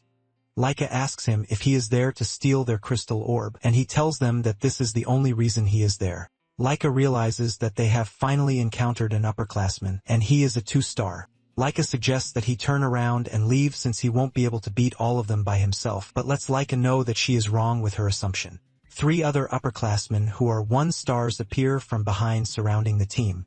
The dude makes fun of Laika, telling her that she might be strong, but at the same time, she can't take them down while protecting the deadbeats who call themselves her teammates. The dude tells Laika to give up, but Laika refuses, and the two charge at each other. Laika tells the others to stay safe until she finishes up with the 2-star dude. A fierce battle ensues between the rest of the team and the upperclassmen. The upperclassmen urge the team to quietly surrender their crystals, but none of them is ready to do this. Langus finds himself facing off with one of the toughest 1 stars there, and he starts contemplating what to do. His mind flashes back to the conversation he had with Zeke. He asked Zeke what to do when facing off against a powerful opponent. Zeke crushes his hope and tells him to just give up. This shocks Langus, and Zeke points out that it is the most natural thing to do since he has absolutely no chance of defeating a 3-star or even a 4-star by himself. However, he lets him know that he might have a bit of a chance if he is going up against a 1-star enemy. Since they are all focused on the test, Zeke tells Langus that the strongest monsters on the mountain are 2 stars. In addition to this, the upperclassmen they will be fighting are 2 stars at most. With this, Zeke tells Langus that he has a bit of a chance. Zeke tells Langus that the tactic is nothing too complicated. Zeke says all he needs to wait for is an opening, and this confuses Langus. Zeke says he has a chance to flip the battle in his favor against a 1-star. Langus asks him how he is supposed to find an opening, and Zeke says all he has to do is keep enduring. Zeke explains that his only choice is to endure until the opponent finally leaves an opening. Langus is horrified by this, and Zeke reminds him that he is going up against a stronger opponent, which means he has no chance of creating an opening by himself. Zeke says he has to endure even if he is dying because failure to do this means he has absolutely no chance. Zeke assures him that with his current level, he should be able to endure against someone as strong as Laika. Langus is skeptical about the whole thing. Zeke tells him that he has to have faith in himself to make it work. In addition to this, Zeke tells him not to overthink it. Zeke says he doesn't need to overthink about finding an opening because his opponent will leave one at the right time. With this, he is going to get the chance to take him down with his spear. Now that Langus is facing off against a stronger opponent, Zeke's words echo in his head, and he admits that he is weaker, but he has to endure and wait for an opening. After minutes of trying to get through and failing each time, Langus's opponent gets frustrated and leaps into the air, aiming to strike him down from above. However, this provides the opening that Langus has been waiting for, and he drives his spear straight into the dude to knock him out. This shocks the dude, who can't believe his eyes, and at the same time, Langus jumps into the bandwagon of 1-star warriors. At the same time, Laika is dealing severe punishment to her opponent even though he is a 2-star too. Laika is able to do this, thanks to the sword techniques that Zeke advised her to learn. Laika overpowers her opponent and strikes him down for coming after her and her team. After taking care of the dude, Laika runs back to her team only to find out that they have won their individual battles too. The team celebrates, and they also congratulate Langus for reaching his 1st star. He appreciates the gesture and admits that he is very happy. Laika is confident that they now have a better chance at handling tougher opponents now that everyone on the team has a star. After the battle, Laika reveals her curiosity about how Zeke is coping. Unknown to them, Zeke is beating the upperclassmen up like they are a Cherokee drum, and those who can escape from him basically categorize him as a terrifying monster. As they run away from Zeke, he wonders why there is no one with the courage to stand against him. But the seniors just can't believe that a first year is hunting them down when they are supposed to be the hunters. One of them soon trips and falls, giving Zeke an easy chance to catch up to him. And with an overwhelming pressure in his voice, he tells the dude to stand up and fight. The pressure from Zeke's voice is so overwhelming and scary at the same time that it causes the dude to faint. Zeke mocks them for being so scared when they were boasting at the start of the whole thing. Zeke also notices that he is being watched by an instructor in the distance, and he urges the dude to come closer and watch him since his only job is to observe. However, the dude remains behind cover, and since he is not ready to interfere, Zeke decides that he is going to continue having fun with the seniors. The instructor is left stunned by what he just witnessed because Zeke is not just chasing upperclassmen, but he even noticed his presence. The dude immediately figures out that he has to report the whole thing to Freya, and moments later, the instructors gather to give their report. The instructors tell Freya that it's been a week since the test began, and at present, around 30% of the 7-year-olds have dropped out. However, they believe that the ones who remain are adapting pretty quickly, so they don't expect the numbers to drop much further. Freya is pleased to hear this, and she asks about the upperclassmen, but she gets a moment of hesitation from the instructors. Freya yells at them to stop stalling and say what they want to say. The instructors manage to force it open, telling Freya that the upperclassmen are running away. Freya is shocked by this since there shouldn't be any monsters on the mountain that should be strong enough to make upperclassmen flee. She then asks them what the upperclassmen are running from, and the instructor from earlier mentions that the seniors are running away from Zeke. Freya is surprised to hear this, and the instructor lets her know that Zeke is attacking the upperclassmen. He reveals that they initially fought back, but at the moment, every one of them is on the run. They let Freya know that Zeke is gladly taking down the upperclassmen, and he is even hunting them. They let Freya know that this is pretty unusual because it has never happened in the past. One of them agrees to this, saying Zeke is probably abnormal because he is the head son, which is why he has gone beyond the level of a prodigy and straight up become a monster. Freya admits that she thought Zeke was strange because he moved alone and took his sweet time getting started, which means from the very beginning, Zeke never saw himself as the prey but the hunter. Just then, Freya's package finally arrives, and she tells them to unload right where they are. The instructors freak out when they see what she's about to do, telling her that the kids won't stand a chance against a 3-star monster. With a casual smile, Freya tells them that there is nothing to worry about because they have made special adjustments. They ask her what she means by this, and she mentions that the monster only targets those who are 2-star class or stronger, which means it would only go after Zeke and Laika, so the normal kids won't be in danger. The instructors then ask her why she is choosing to do that now, and she mentions that it is an order from the head of the family. Deep down, Freya is excited to see what Zeke is made of, and she tells the instructors to release the monster at dawn. The next morning, the kids feel a strange presence, and they all figure out that something strange is going on. Some assume that it is a big monster like a large anger boar, but Laika is not worried about whatever it might be. Suddenly, Laika notices a tree falling in their direction, and she quickly gets her colleagues out of the way. By the time they get themselves back together, there is already a golem staring down on them, sending shivers down their bodies. Meanwhile, Zeke has also noticed the strange presence just when he started complaining that there is no one to face him. When he senses the danger, he figures out that they might be trying to send a message by releasing such a monster. He is not worried, but he thinks the other kids would have a hard time dealing with whatever monster is out there. He wonders why such a monster was not taken out by the instructors before the test, but he figures out that it was purposely let loose. The moment he realizes this, Zeke lets off a big smile because he believes that he finally has the avenue to enjoy himself again. He immediately gets off his arse, and he heads toward the 3-star monster to have fun with it. Back at Laika's camp, they are busy fighting the monsters, but her colleagues can't even scratch the monster. Laika then unleashes her Thunder Flash skill to slash the golem, and surprisingly, it leaves a small crack upon impact. Laika immediately figures out that only an attack infused with aura can damage the monster, which means only a 2-star or higher can take down the golem. The others ask Laika what they should do, and she tells them to run while she distracts the golem. They are shocked to hear this, and they let her know that they just can't leave her behind, but she reminds them that their presence is only going to slow her down. She tells them to look at the spot where she hits the golem, saying there is a crack, while the others couldn't even scratch it. They agree with her, saying they might not be able to hurt the golem, but they can still support her so she can easily land her blows. Surprisingly, everyone on the team vows to stay with Laika, telling her that they are going to support her. They assure her that they might have a chance to defeat the monster if she leads and they support from the rear. With this, Laika finally agrees that they back her up. Laika then dashes toward the golem, and she is protected by the shield dude so she can easily get behind the golem. Once she is behind the golem, she unleashes great sword arts, the heavenly thunder, and delivers a powerful strike to the golem's body. This leaves a massive explosion upon impact which drains all of Laika's strength but seemingly kills the golem.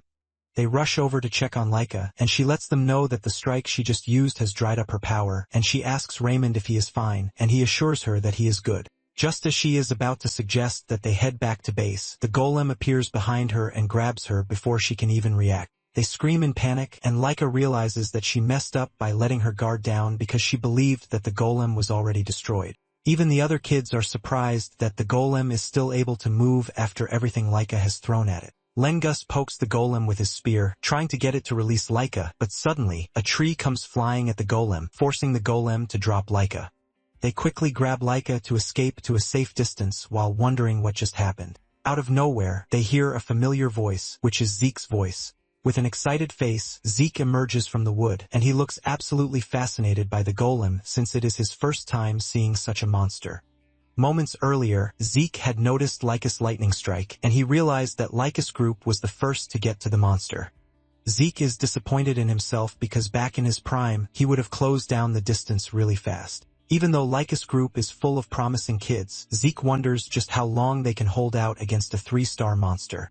Zeke then decides to try the new trick that he learned some time ago. He runs to a tree and pulls it out with an overwhelming force before hurling it in the golem's direction. As the tree cuts through the air toward the golem, Zeke is glad that he actually learned the skill.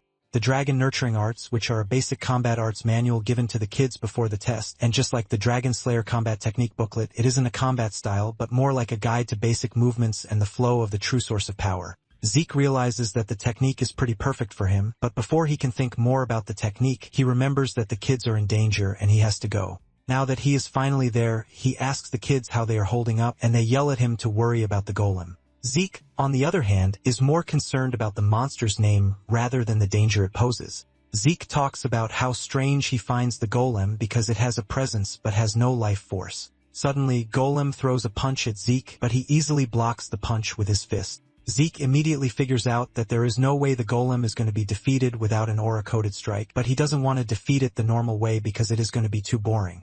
Laika hears this and smiles because Zeke remains the reckless dude that he is. Even Langus can't believe that he just called the monster boring. The monster launches another attack at Zeke, and he immediately figures out that the monster is pretty fast even though it's huge. Zeke easily blocks the attack by holding up the golem's hands, and he tells the kids to stay back because it is about to get dangerous. They follow his orders, and they dash into the distance to give Zeke the chance to properly engage the golem. Once the kids are clear of danger, Zeke throws the golem into the distance with an immense force. Zeke admits that the golem's outer shell is sturdy, but he would like to see if it is the same inside. He leaps toward the golem and lands a powerful punch to its head using the Dragon Destroyer combat arts. He then engages the second style to unleash a burst of energy into the golem.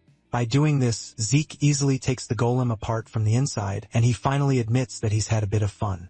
In the end, the 1-month test period ended without further incident, and there were no major events after the 3-star golem attack. Thanks to the brutal conditions they faced on the mountain, most of the 7-year-olds managed to achieve 1-star rank. And just after the test ended, Zeke was summoned by the head of the family. As they walk to the dude's office, Zeke asks Freya what he wants from him. Freya cautions him, telling him to address Balza as Lord Head. Freya tells Zeke that his behavior during the exam is why he is being summoned. Zeke asks her what she means by this, and she reveals that it was the upperclassman's role to attack and steal crystal orbs, but Zeke turned it around and started attacking the upperclassman instead. Freya yells at him saying no one has ever done that, and because of what he did, none of the upperclassmen secured a single orb, which means they would have to retake the test. Zeke reminds Freya that he didn't do anything against the rules, and he didn't even steal anything. Freya yells at him, telling him that no sane person would expect a lower-classman to attack an upperclassman, but she's not even ready to deal with his shenanigans. She's only concerned about his tone when they finally stand before Balza, and moments later, they arrive at the red door that leads to Balza's office. Freya tells him to behave himself once they are in Balza's presence, and Zeke asks her why he should do this. Freya can't believe that she has to explain everything to him, and she screams at him, telling him that he is going to get killed even if he is a child. Upon arriving at the door, Freya knocks on the door, revealing her name and stating her business. With a stern voice from inside the room, Balza tells her to enter, and she enters the office with Zeke beside her. Without wasting time, Balza asks Zeke why he attacked an upperclassman, and instead of answering the question, Zeke decides to ask his own question. He asks Balza if he wasn't supposed to attack, and Balza is shocked by his question.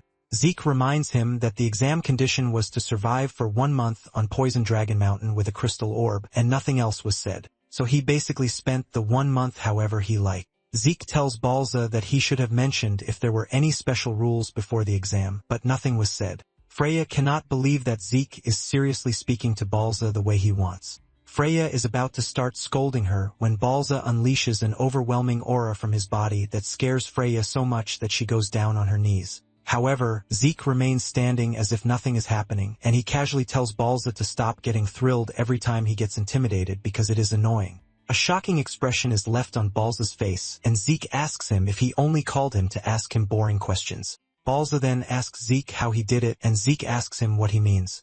Balza mentions that he heard about how he defeated not only the upperclassmen but even a golem. In addition, Zeke just stood before him like it was nothing, and Balza asked him how a bee-son, like him, was able to gain such power.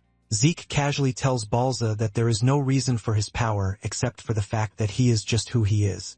Balza cannot believe what is happening right in front of him, and he tells Zeke that his behavior is just as reported. But even with this, he's going to give him a reward for defeating the golem.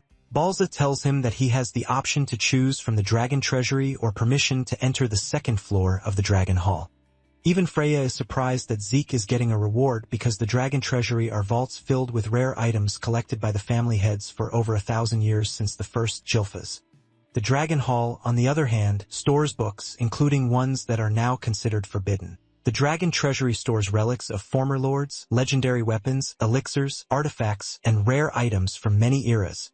These facilities are the family's prized archives and are strictly controlled, so only a handful may enter. It turns out that entering the second floor of Dragon Hall requires exceptional achievement. Freya can't believe that Balza is still willing to reward Zeke even after the disrespect. Zeke finally speaks up asking Balza why he can't give him both since it is a reward, but Balza just tells the dude to leave. Zeke can't believe that Balza is already chasing him when he still has plenty to say. Freya quickly grabs him and drags him out of the room while telling him that it is an honor to receive a direct reward from the head of the family.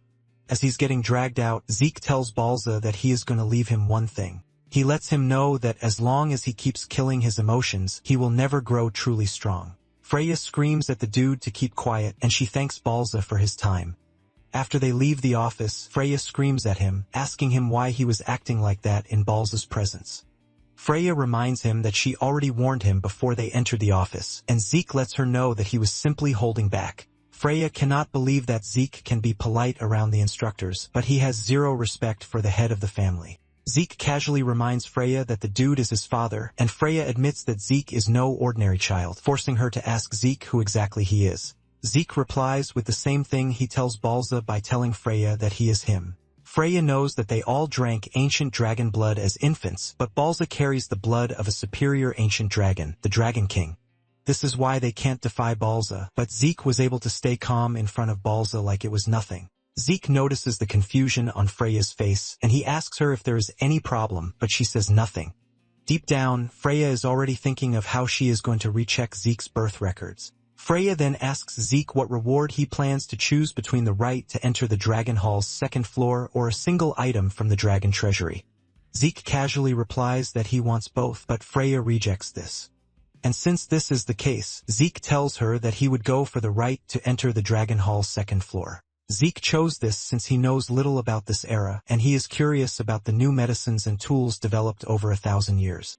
Zeke is thinking about this when Langus shows up talking about how excited he is that he is going to enter the Dragon Hall.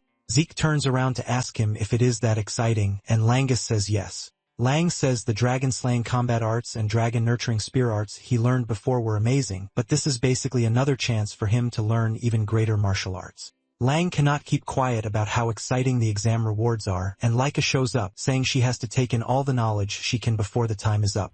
Zeke is surprised that there is a time limit, and Laika lets him know that there is a time limit for those who will be entering the first floor. In addition, they can only borrow one book, but during the time limit, they can read anything they want freely, which is why it is imperative that one uses their time well.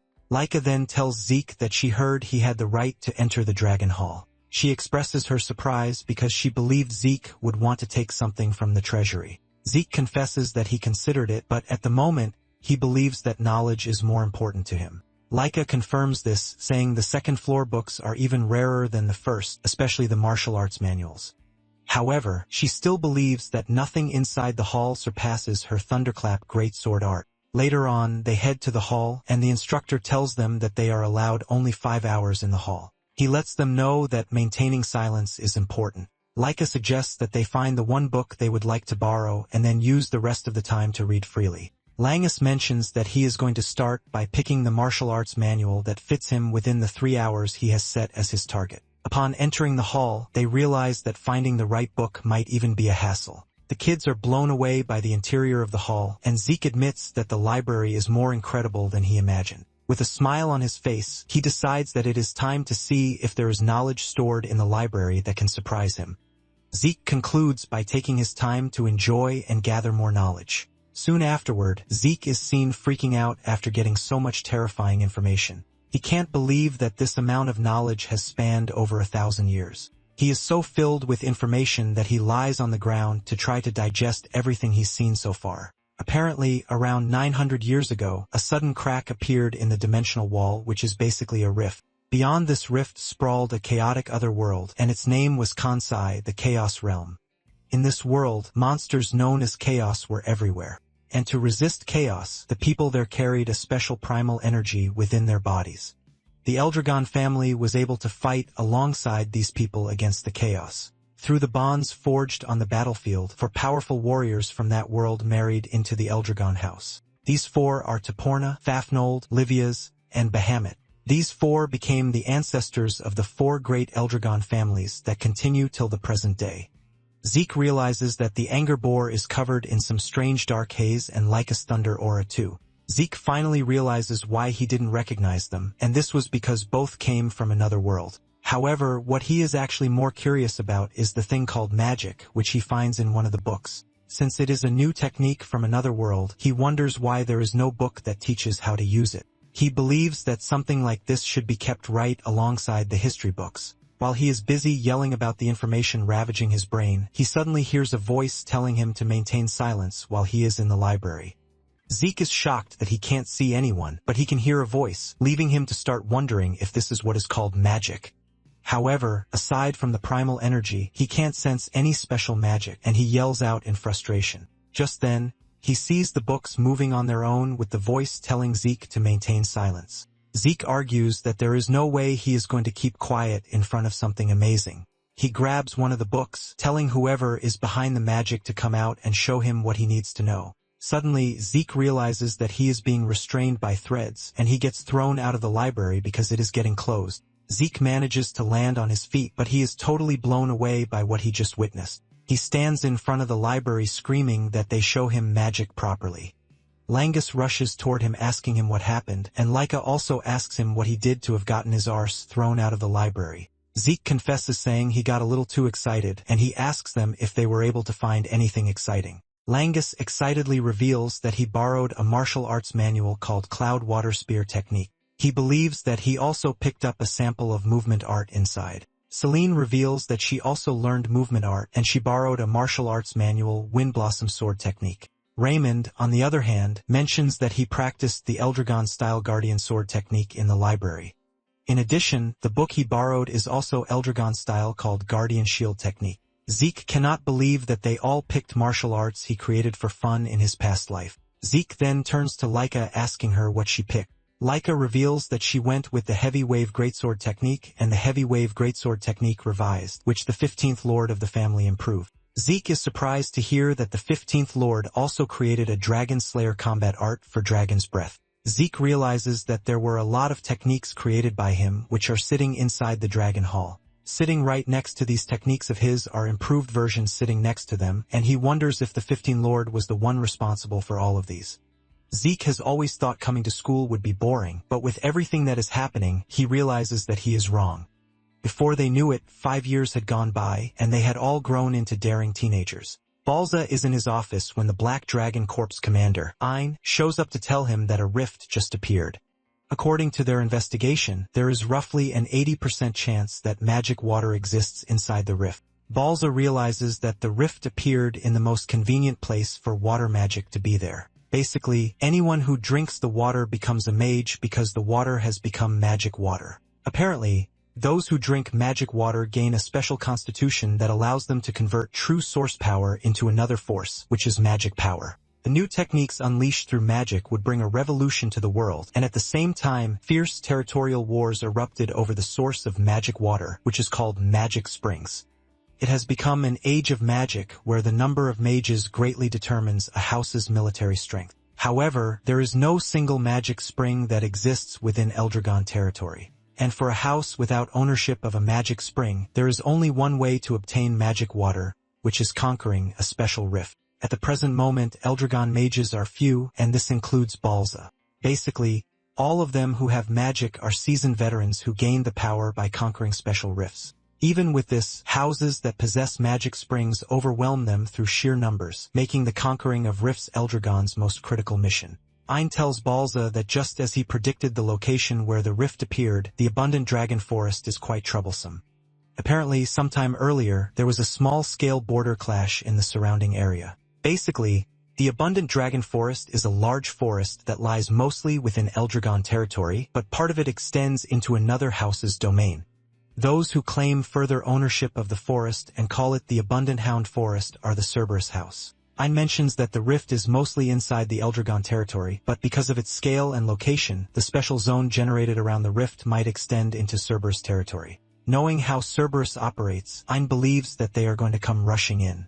Balza agrees with him, saying the Cerberus would definitely notice the rift. Balza then tells Ein that they have to prepare for a territorial dispute just in case it is needed, but he wants them to make a move before Cerberus catches on to the rift. Balza tells On to inform every dragon's nest that they are holding a selection trial. Meanwhile, Zeke is seen on the training ground going up against Raymond, Langus, and Celine while Laika watches from behind. The trio charges at Zeke at the same time, and after assessing their attacks, Zeke tells them what they are missing.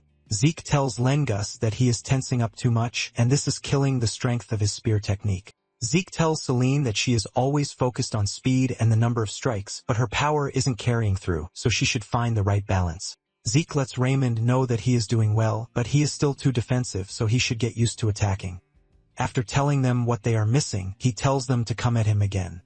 Turns out that Zeke is always doing this, and Laika is already used to the insane side of it. Zeke asks her what she thinks is insane, and Laika mentions that his idea of taking attacks head-on without using true source power is complete madness. Zeke screams out, saying the results of his training have helped the group grow stronger without using true source power. Laika then asks him if he can at least make them stop attacking while they are still talking. However, Langus and the others are even enjoying Zeke's training regimen. Laika tells the trio to stop calling Zeke a human because even the seniors call him the monster prodigy of the East Wing. Zeke ignores everything she is saying and asks her if she would like to join the training session. Laika mentions that she would love to, but she lets him know that there is something she would like to tell him first. Laika lets him know that he will be meeting kids from the other dragons' nests very soon. Langus is shocked to hear this, but Raymond is not really surprised because he already knew it would happen someday.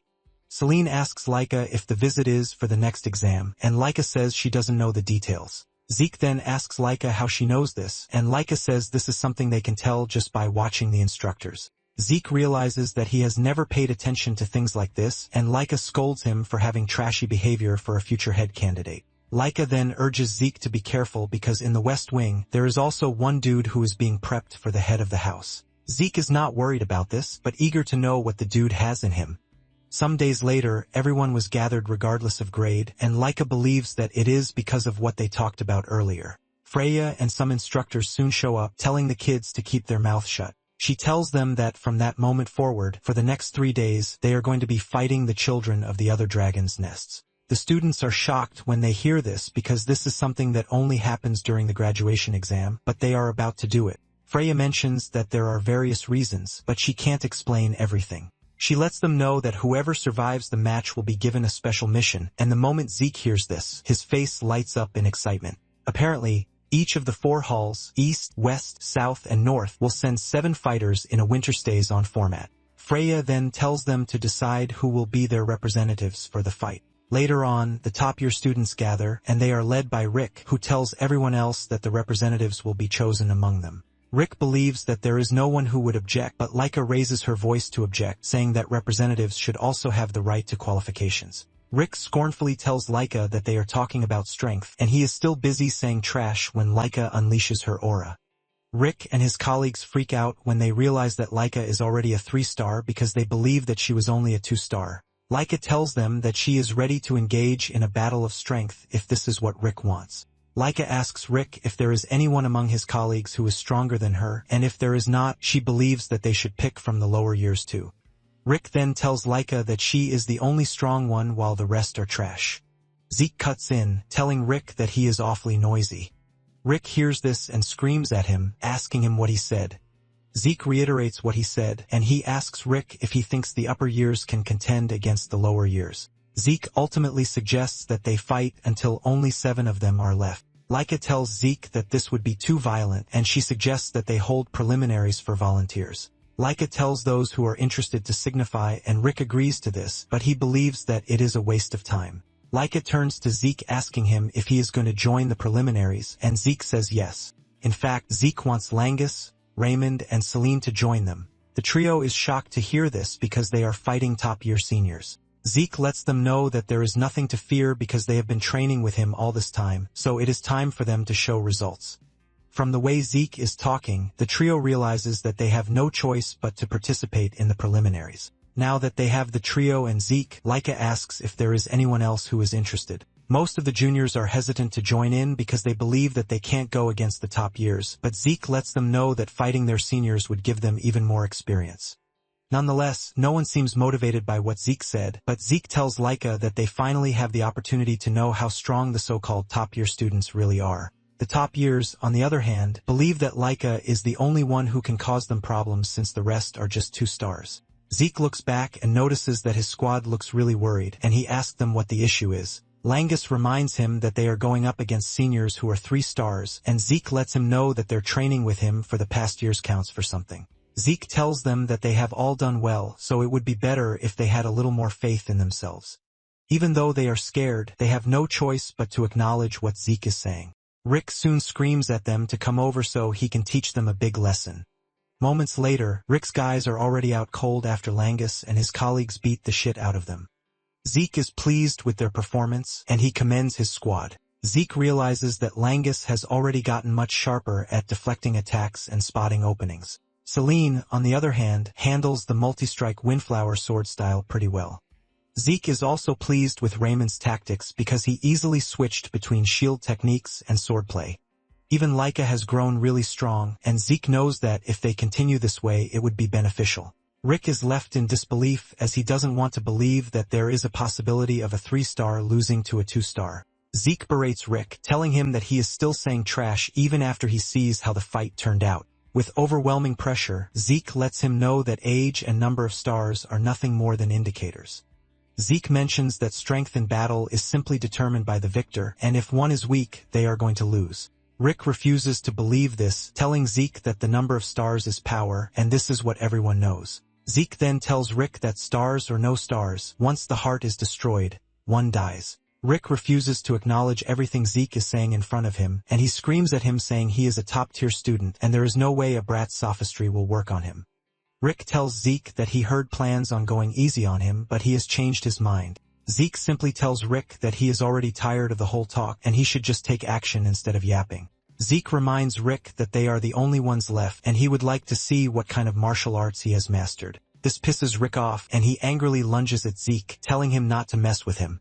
He activates the Great Strength Fist technique, but Zeke casually punches him into the distance. Even after knocking the dude to the ground, Zeke teases him by telling him that he is trained really well. Meanwhile, in the West training grounds, one of the candidates for the next head, Venel Fafnil'd Eldragon, is seen beating everybody up, and there is no one who can even stand up to his strength. After beating the trash students, his aide, Alan, shows up to tell him that the selection is already complete. One of those who was selected is a dude named Retton who is a junior classman, but he is already 3-star. Vanille commends him, telling him that he likes capable people, which is why he is going to take him as a subordinate. Deep down, Retton is glad that he was acknowledged by Vanille. And as long as Vanille stands, the West Wing won't lose. Retton already sees Vanille as the next head of house because they will be the ones to achieve excellent results during the mission. Retton is excited that he is going to be a subordinate to the head of the family. Alan then tells Vanille that there is something he needs to know, and he asks him what it is. He whispers in Vanille's ear, telling him that Laika is among the East Wing's team. Vanille holds his head in frustration when he hears this because he believes that Laika is always getting in his way. Nonetheless, Vanille believes that no matter how talented Laika is, they are going to be the ones who will win. He plans to win, clear the mission, and then show everyone that the seat of the next head of the family belongs to him. Soon afterward, the students gather at the arena, and Langus talks about the crowd. Laika lets him know that there are so many people in the area because they are gathered from all the halls. However, she lets him know that some were eliminated during the exam, which means the numbers have already been cut down a lot. It turns out that those who failed are not in the arena because they are called pseudo-dragons, just like Langus' father. Nonetheless, Laika cheers him up, telling him that they were chosen as representatives of the East Hall, so they should at least be proud of that. Just then, they notice that Zeke is acting weird, and they ask him what the issue is. Zeke replies that he was only measuring the combat strength of the students in the arena.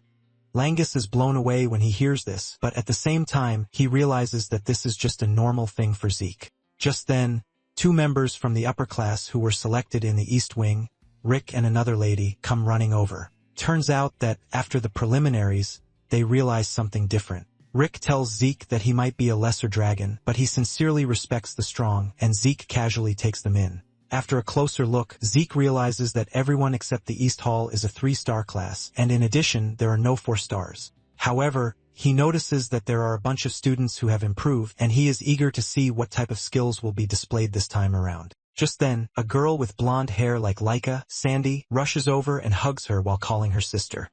Zeke is ultimately confused as Sandy gets all touchy with Laika, asking her if there is anyone who is bullying her. Laika assures Sandy that she is fine, and Laika's squad is forced to ask her who the new girl is. Laika then reveals that the girl is her cousin, Sandy Toporna, who is the daughter of the Toporna family head. When Laika and the others hear this, they almost pass out in shock because Toporna is one of the 4 great houses. Sandy rudely asks Laika who Laika and Ko are, and Laika lets her know that they are colleagues. Sandy admits that everyone needs friends, but she berates Laika for moving with a bunch of talentless trash. Zeke cuts in, telling Sandy that they will soon find out if they are talentless or not since they are all about to fight after all. Sandy is surprised to hear Zeke talk, and she asks Laika who Zeke is, and Laika reveals that he is a candidate just like her. The moment she hears this, she immediately figures out that Zeke is the illegitimate child that they have been talking about. Sandy expresses her surprise that an illegitimate child is still surviving, and Laika scolds her sister for being rude. Sandy is surprised that she is being scolded, and she reminds Laika that Zeke is her rival. Sandy continues spewing trash, saying Langus and the rest are not even 3-star class, which means the East Hall has poor quality. Zeke simply tells Sandy that she's going to trip one day if she continues looking down on others. Sandy is pissed when she hears this as she reminds Zeke that he is an illegitimate child with no backing other than the head's bloodline. Sandy can't believe that Zeke has the guts to talk back to her, and Zeke tells her that it's just advice. Sandy is about to crash out when the North Hall representative, Aegis Van Blade, steps in, telling Sandy not to cause trouble for the other teams. Sandy is pissed that Aegis came to interfere when she was about to let out her craziness. Aegis tells her that he has no choice but to intervene because the selection match is about to begin. Moments later, an overwhelming presence enters the arena, and this person is the Gold Dragon Order Captain, Teach Mentric, who is also known as the Dread Educator. Mentric tells them that the tournament will be a joint knockout match between the 4 halls. First off, the 4 halls will be split into 2 pairs, and the winning halls will then face each other in the finals. He adds that all battles will be one-on-one duels, and fighters will step out one at a time in a predetermined order set by each hall. Out of the 7 participants from each hall, the hall that defeats 4 opponents first will be declared the winner. He then adds that changes to the order of participants after the match begins will not be permitted. He urges them to consider the order of participation as part of their strategy. And for the last point, he tells them that those selected in the match will be given a special mission. Zeke hears this and smiles brightly as Mentric mentions that the special mission is of great importance to the Eldragon family. Mentric mentions that anyone who takes on the mission will make a major contribution to the Eldragon family. Venial and Laika immediately conclude that this means it is a major step toward the position of family head.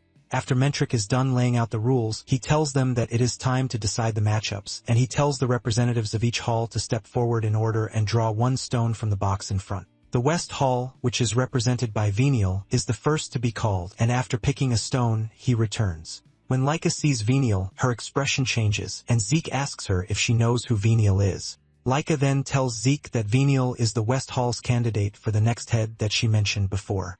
Zeke becomes more interested when he hears this because he can see that Venial and the entirety of the West Hall have many powerful warriors. Even though the other halls are well trained too, Zeke figures out that the West Hall is totally different. Zeke also notices Retin, and he remembers that he was also skilled during the entrance exam. Zeke smiles because he realizes that Retin must have trained really hard, which is why he reached 3 stars at his young age. Meanwhile, some students in the stand are mocking Langus, calling him a loser, and asking why he is among the representatives. Raymond is worried about Langus, and he asks him if he is fine. Langus stutters before answering, but he assures Raymond that he is good. After this, the North Hall is called forward followed by the South Hall. In the end, the East Hall is called forward, and Laika tells Zeke that he will be the one to represent them since he is the strongest. Zeke is hesitant, and he tells them that events like this should be taken on by the younger ones, but Laika can't believe that he is saying his trash again since they are the same age. Zeke just swallows it up, and he decides to take the responsibility. And when Sandy sees this, she almost loses her mind. She demands to know why Zeke is the one going forward as representative, and Laika casually replies that Zeke is the strongest among them. Sandy argues with Laika saying she is clearly joking because Zeke is not even 3 stars. Sandy reminds Laika that the whole thing is a battle between her and Venial for the position of family head. Laika urges her sister to calm her nerves because they are pretty strong. After the representatives have all picked their stones, Mentric tells them to pour their into the stone. The South Hall and the West Hall stones both glow red, while the East Hall and the North Hall glow blue. Mentric then tells the kids that this will determine their matchup. Basically, the first match will be East Hall versus North Hall and West Hall versus South Hall. When Langus and the others hear that they are going up against the North Hall, they freak out because there is a particular dude among them who is basically built like a tank, and he doesn't even look like a freaking student. Laika is also worried because she would have to face Sandy in her first match, and Sandy is ready to crush Laika, so she can remember her position and purpose. Laika also tells her sister that she is not going to back down, and it is slowly brewing into a battle between the sisters. Aegis then tells Zeke that he is looking forward to their battle, and Zeke acknowledges this, telling Aegis that he feels the same too. While the East Hall and the North Hall prepare for their battle, the other 2 halls sit back to observe what will happen. Rick is still fired up from the last training, and he assures Zeke that he is going to make sure that they come out victorious. Laika notices that Rick is pretty nervous, and she hopes that the dude will be fine. The first battle is between Rick and a student from the North Hall. The match begins, and Rick makes the first move while Zeke wonders how the battle is going to turn out. Laika tells Zeke that, with the way things are going, it appears that the battle will be tough. Zeke agrees with her, telling her that there are no absolutes in the world of competition. However, Zeke confidently says he is different because his victory is already absolute. Laika cannot believe just how confident Zeke is, and she reminds him that no one asked him if he was going to win or not. Zeke then puts the whole showboating aside, and he tells Laika that in terms of raw power, the North Hall fighters aren't different from Rick. Zeke believes that Rick should win if he fights the way he usually does, and Laika agrees with him. Laika mentions that it is their first time fighting in front of a huge crowd, which means the pressure is even higher. Zeke agrees with her, but he lets her know that Aegis and Sandy are a different breed. Zeke tells his colleagues that the 2 are close to 4 stars already, which means there is no way pressure is going to get to them. Zeke believes that Sandy would be using the same style of combat as Laika since they are cousins. Moments later, the first battle ends, and the North Hall comes out victorious. When the East Hall's next representative, Merlin, sees this, she freaks out because this means she has to win. However, Laika urges her not to be nervous, but this turned out to be a waste as she lost her battle too. Merlin and Rick both stand embarrassed, apologizing to Zeke for messing up, but Zeke tells them that they have nothing to worry about because they were only swallowed up by the atmosphere of the arena. Zeke tells them that if they were on a battlefield where life and death were at stake, it would have been a different story. However, he lets them know that the arena is a place to learn by testing their strength against others, which means it isn't a fight to the death. Zeke tells them that the failure will definitely become nourishment for them on the battlefield, so it is left to them to keep striving. The two roar in agreement with everything Zeke says. Since they have recorded 2 losses already, Zeke turns to Langus, reminding him that their next match is a must-win. Langus almost craps his pants because he was already nervous from the start, and Zeke is not helping matters. To make it worse, his opponent is the giant dude he was worried about from the start. Langus jumps in Zeke's arms in tears, but Zeke reminds him that he fought upperclassmen during team selection too. Langus argues that none of them look scary like the dude he is about to face. Langus can't believe that he is expected to defeat someone this scary in front of a large crowd. Zeke immediately realizes that the responsibility to motivate the guy falls on him, and he pats him on the head, telling him to take a look at his opponent. He asks him what sword his opponent is using, and Langus replies that it is a sword. Zeke then tells him not to think about anything else aside from the fact that he is fighting someone with a sword. He tells him that if he thrusts with his sword, it is his responsibility to deflect it. Zeke adds that if his opponent swings upward, he should pull back, and if he brings it down, he should step in and then thrust. In the end, Zeke tells Langus to respond to the sword the same way he has always done. The word always rings in Langus' head, and he finally locks in. Zeke is relieved to see that Langus has already focused on his target. He knows that the boy has extreme focus, but at the moment, he needs guidance to concentrate. However, the moment he is able to focus naturally on his own, he will be able to aim even higher. Zeke wonders just how much growth this battle is going to bring to Langus. Just then, Langus steps into the ring, and he looks really small compared to his opponent who is like a giant. The usual Langus mockers start making fun of him, saying he doesn't stand a chance, but Langus is already locked in and absolutely dangerous at this point. The moment the match begins, the opponent makes the first move, and he dashes toward Langus with a piercing thrust. Langus analyzes the situation, and with a cool head, he dodges the strike. He moved to the left, but his opponent roars at him, telling him that he won't let him escape. The dude continues swinging really hard at Langus, hoping to cut him down, but Langus keeps dodging. Celine is worried because she realizes that the dude is closing in on Langus, thus closing his preferred distance. With a worrisome face, Raymond asks Zeke if Langus will be fine. Zeke then tells them not to worry about Langus, but look deep into Langus' eyes. Turns out that Langus is fully focused, and moments later, the giant leaps toward Langus. But this is when Langus finally unleashes his cloud water spear technique. Langus spins his spear so fast that it counters the dude's attack, also giving him a chance to land a counterstrike. Langus' perfect strike hits the dude in the chest and sends him flying into the distance, ultimately knocking him out. The instructor declares the match over with Langus, and the East Hall emerges as the winner. Langus takes a deep breath and thanks his stars, but Zeke, on the other hand, is smiling really hard because he believes that it is time to turn the tide around. The East Hall then uses Langus' victory as momentum to push forward, winning their next 3 games. When it finally comes to the 6th match, which is between Sandy and Laika, the tension in the arena gets even more intense. It is pretty obvious that the situation is tense because they both wield the same thunder spirit, and they are sisters. Before the start of the match, Sandy expresses her shock that someone who hasn't reached 2 stars could defeat the North Hall's 3 stars. Laika reminds her that she told her earlier that they are strong, and Sandy admits to underestimating them. However, Sandy lets her know that she doesn't really care about that, and what she is interested in is the fact that Laika is not leading in the East Hall. Sandy tells Laika that she has already put herself in a tight spot by staying behind Zeke, and Laika assures her that she is aware of this.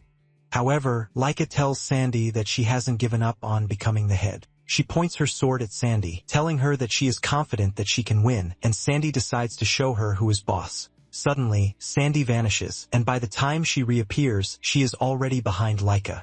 She almost lands her hit, but Laika reacts just in time to block it. The two then start crossing swords, but Sandy looks the better man as she pushes Laika backwards. Aegis is not surprised by this, but he is interested in seeing just how long Sandy can hold out for.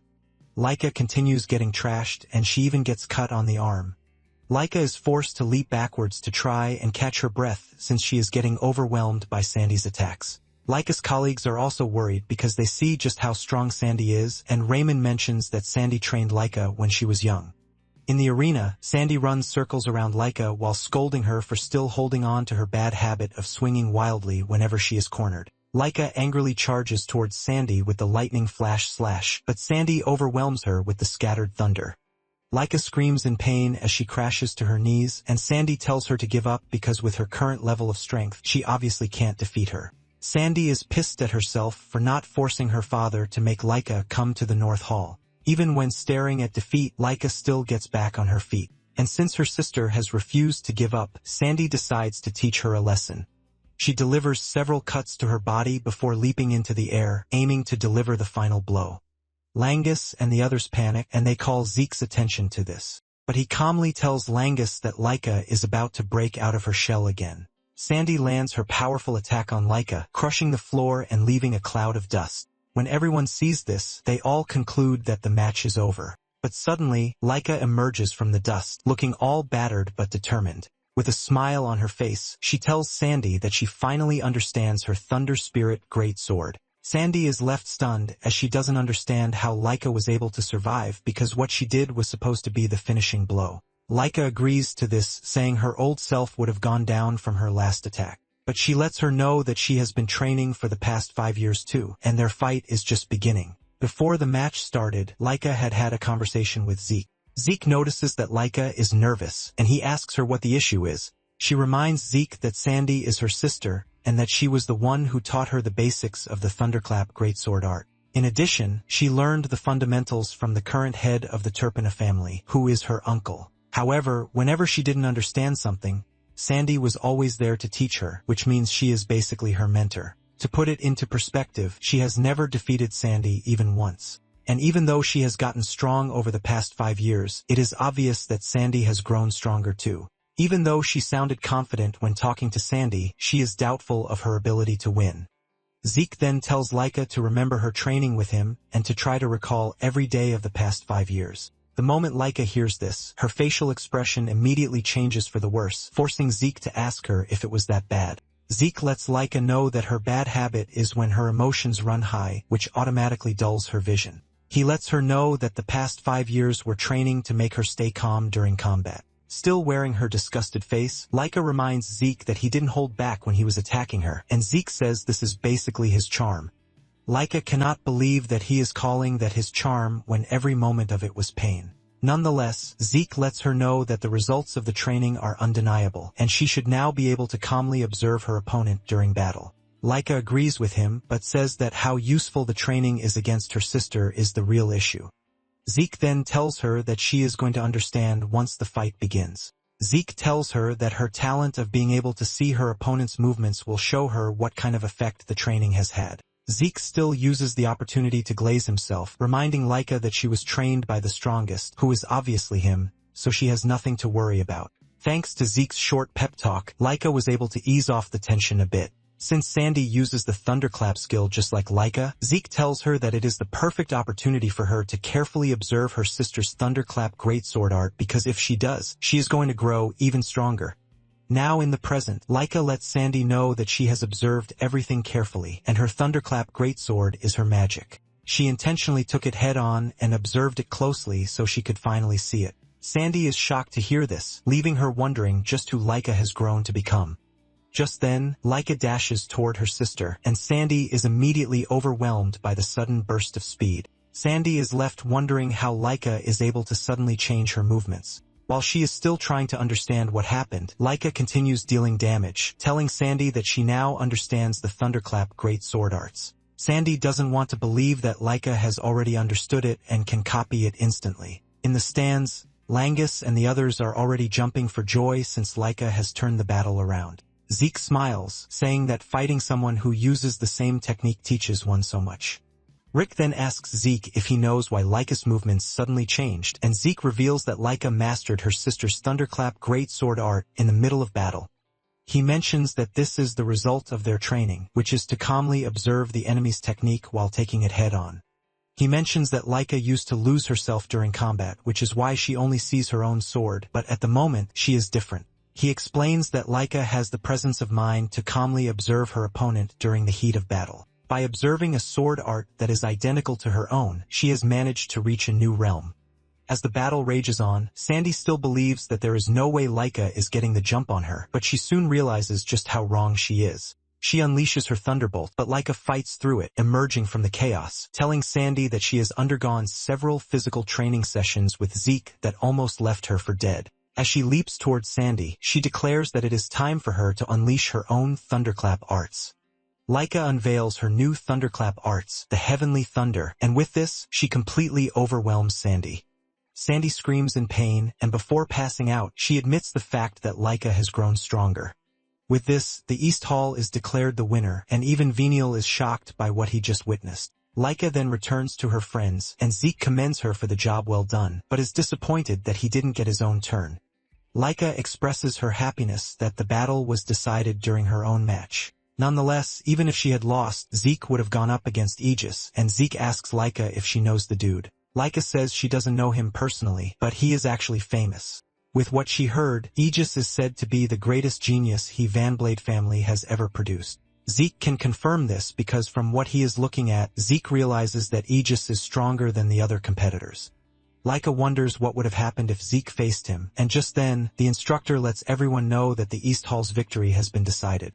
In a shocking turn of events, he lets them know that the matches will continue until the end. They wonder why this is since everything was supposed to end once 4 members of the opposite team were defeated.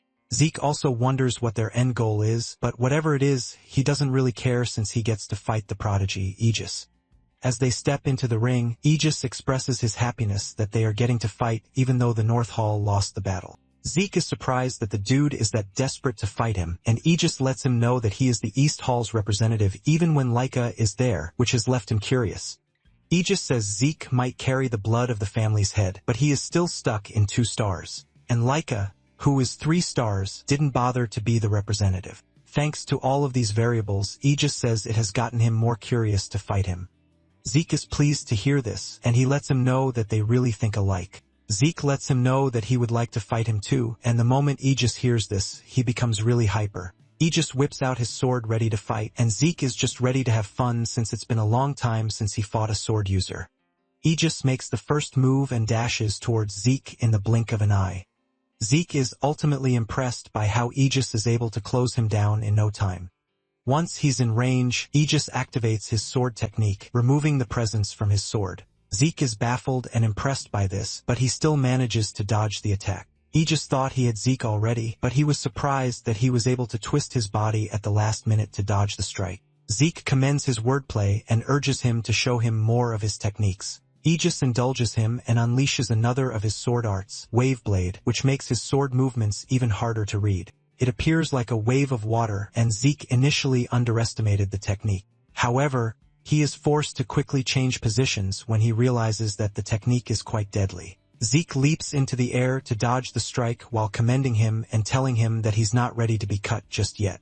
Without wasting time, Aegis changes his technique into a lightning-type technique, giving him more speed to close Zeke down. When Zeke sees this, he is forced to admit the fact that Aegis is truly a genius because his moves are totally unpredictable. Even though his attacks are fast, they still come with power too, making it a flawless and sharp strike.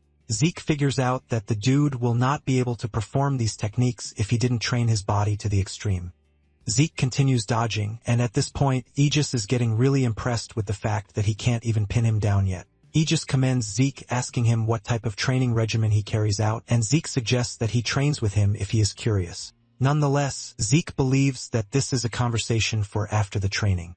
Zeke then decides to finally make a move, and he dashes toward Aegis with a powered punch. Surprisingly, Aegis is able to easily block the punch with his sword and even absorb the force that comes with it. However, Aegis is impressed, and he tells Zeke that he outputs so much power that it doesn't even feel like he's a 2-star. On the other hand, Zeke is surprised that Aegis was able to adapt to his fighting style really quickly, which is far more than he expected. Aegis then asks Zeke if he's done observing, which is why he finally decided to launch a counterattack. Zeke confirms this, and Aegis is surprised that Zeke has already figured out his martial arts, but this means he doesn't have to hold back anymore.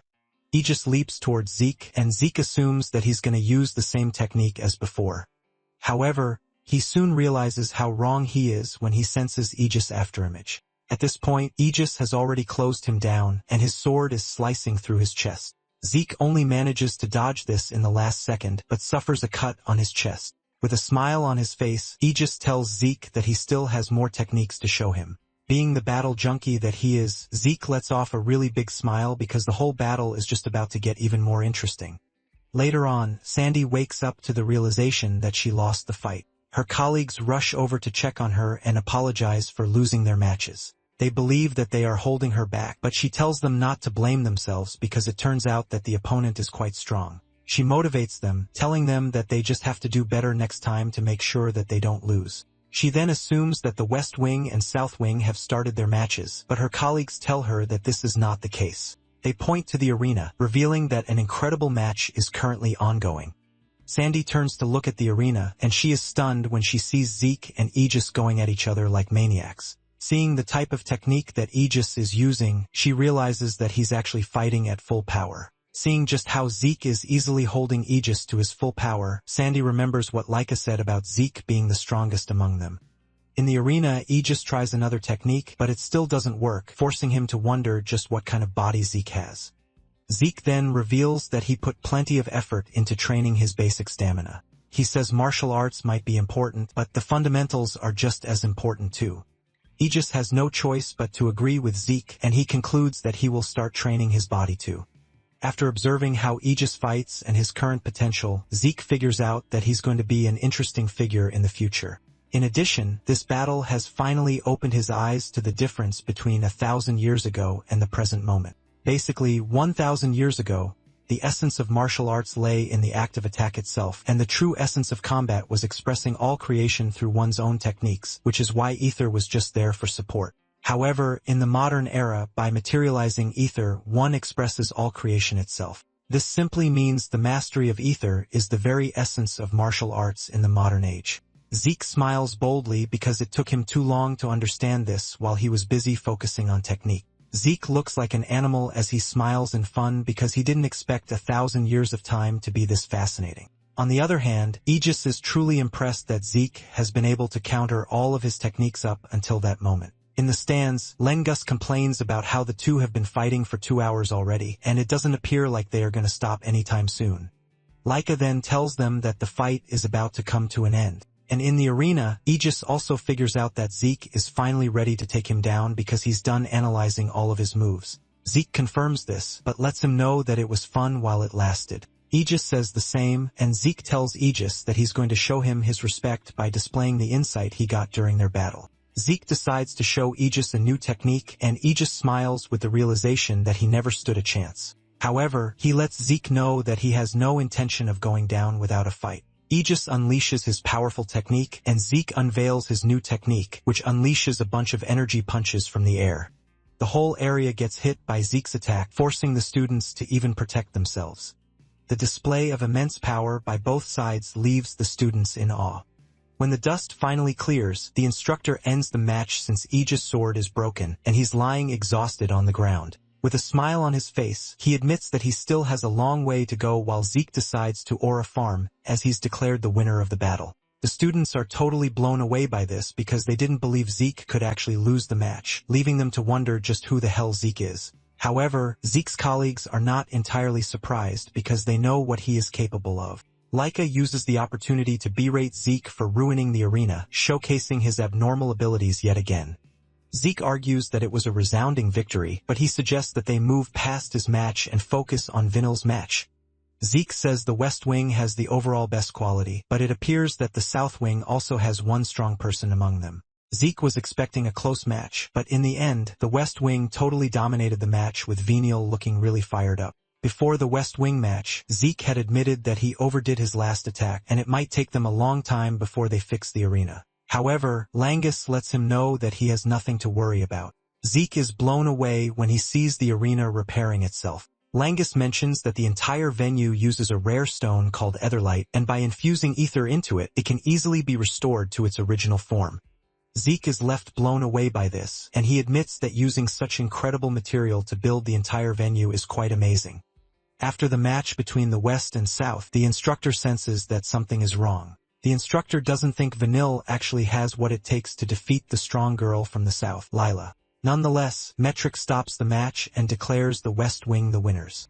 He lets everyone know that the finals will be between the East Hall and the West Hall, which will begin in 1 hour. Even the students who know how strong Lila is are stunned that she actually lost. Zeke also figures out that something is wrong because the skill gap between Lila and Venial is not that large, but for some weird reason, her power is extremely poor. This was basically why she abysmally lost to Venial. Zeke can see that the instructor also noticed this, but there is no one who actually knows what is going on.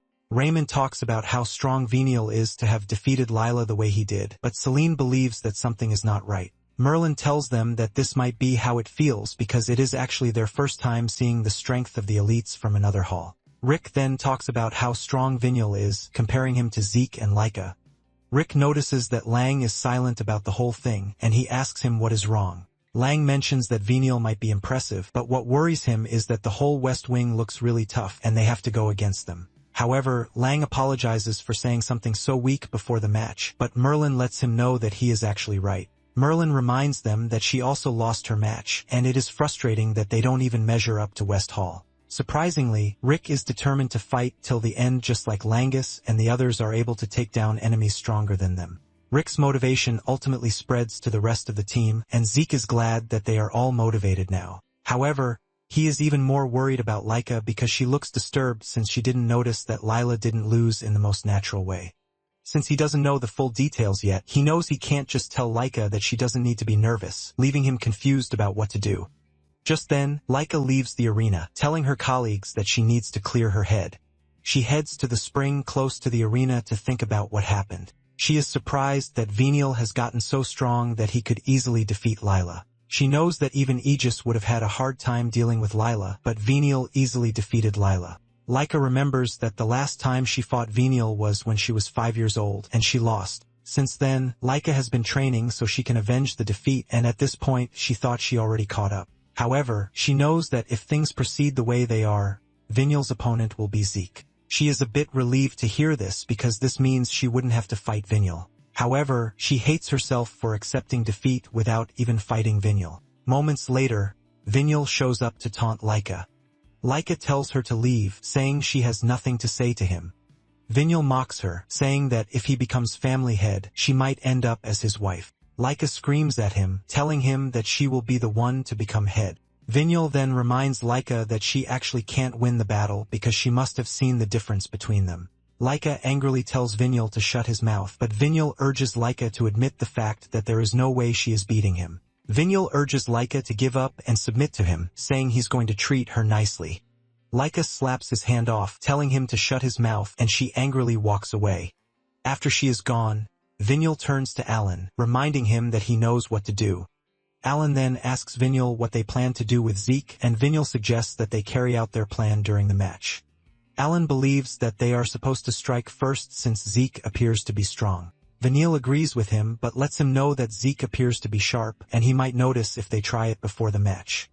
In addition, he reminds Alan that Zeke is always deliberately taking hits, so it would be easy to plant whatever they want on him during the match.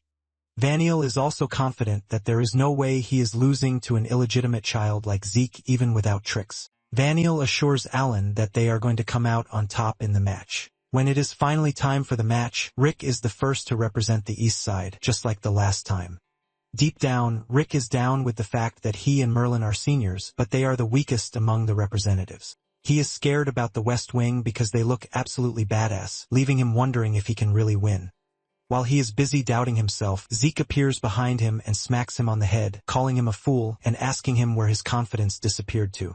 Rick starts to stutter, and Zeke asks him if he is fighting to lose. Rick says no, and Zeke urges him to fight to win no matter the gap in strength between him and his opponent because this is what matters. Zeke's words are able to motivate Rick again, and Zeke reminds him that he is trained well, so he just has to back it with confidence.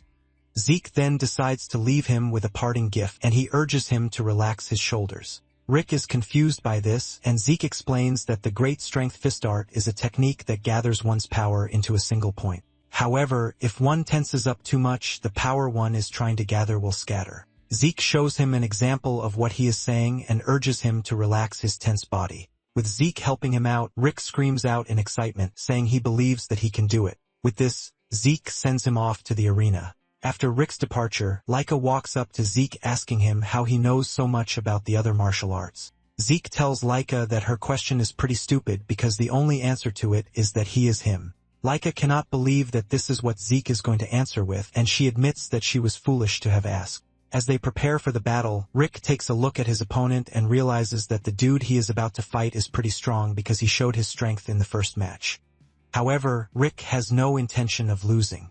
His opponent notices his expression and mocks him, reminding him that he lost to the North Wing, so he is not supposed to have an ego. Rick argues this, saying he is not like before, but the dude doesn't want to believe this. The moment the referee starts the match, he wastes no time going after Rick with his daggers, telling him not to make him laugh because there is no way he's going to change in just a few hours.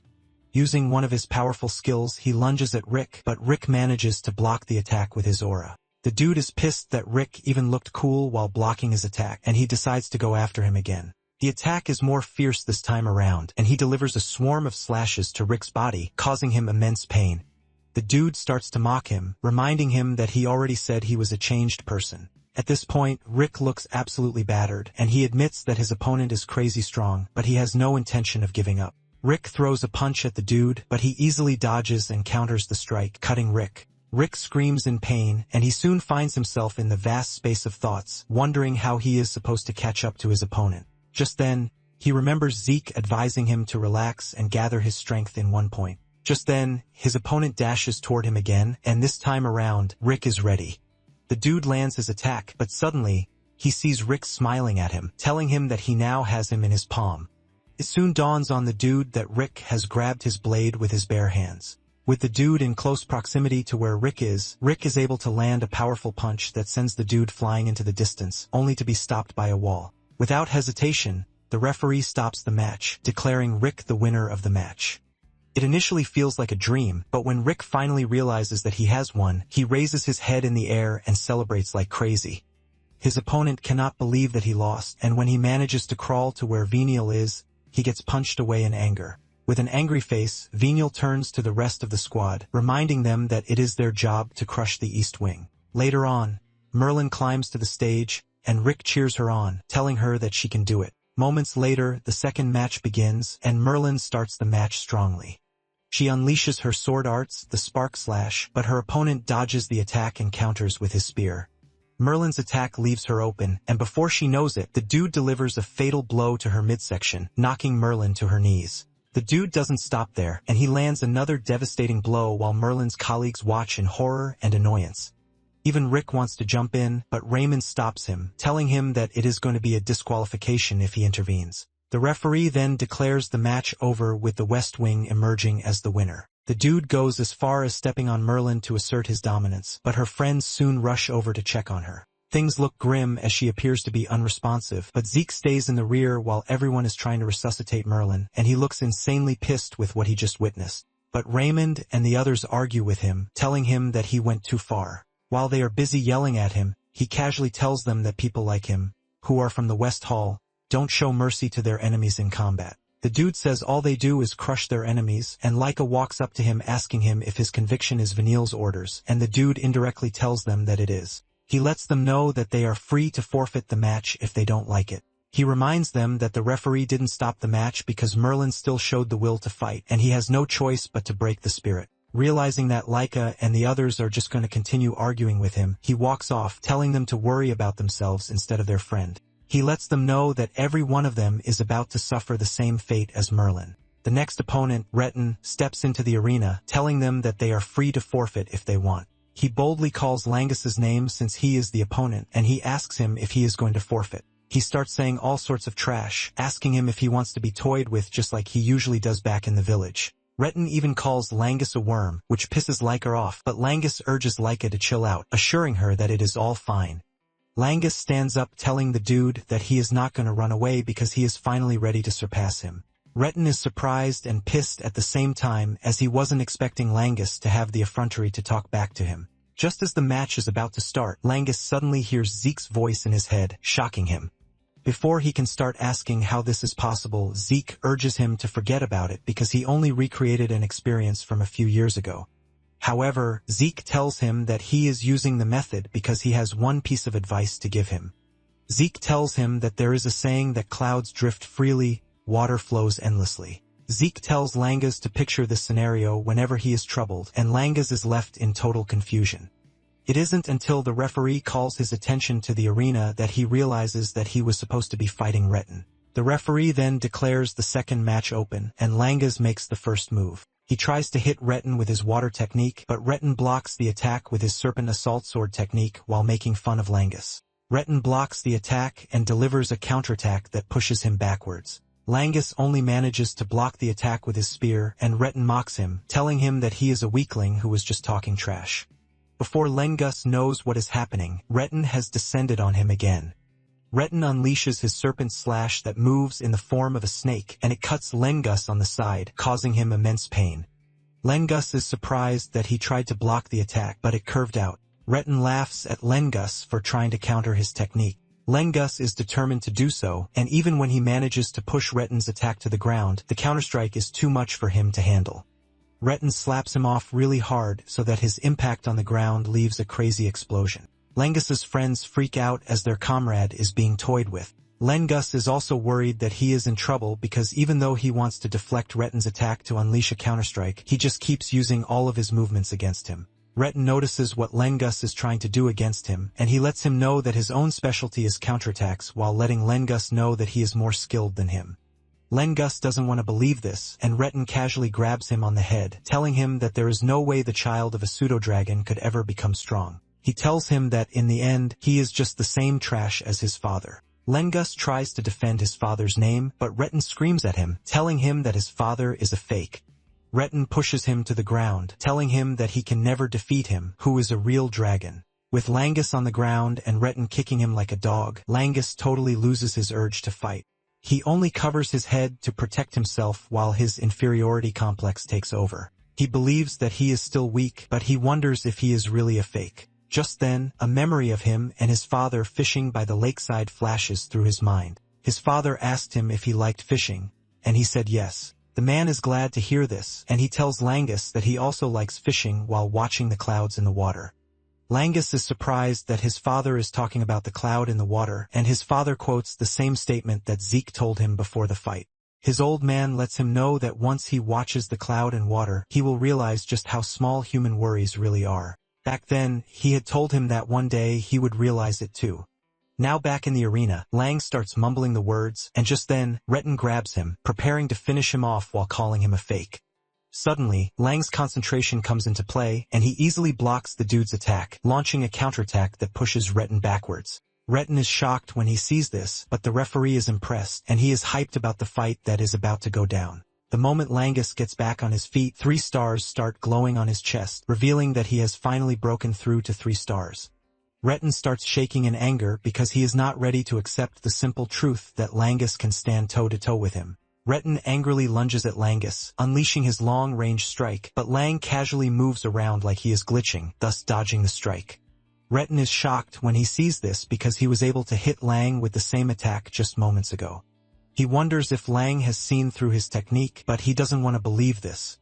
He continues swinging crazily at Lang, but Lang easily dodges everything. Seeing the way Lang is moving, Laika is left completely in shock.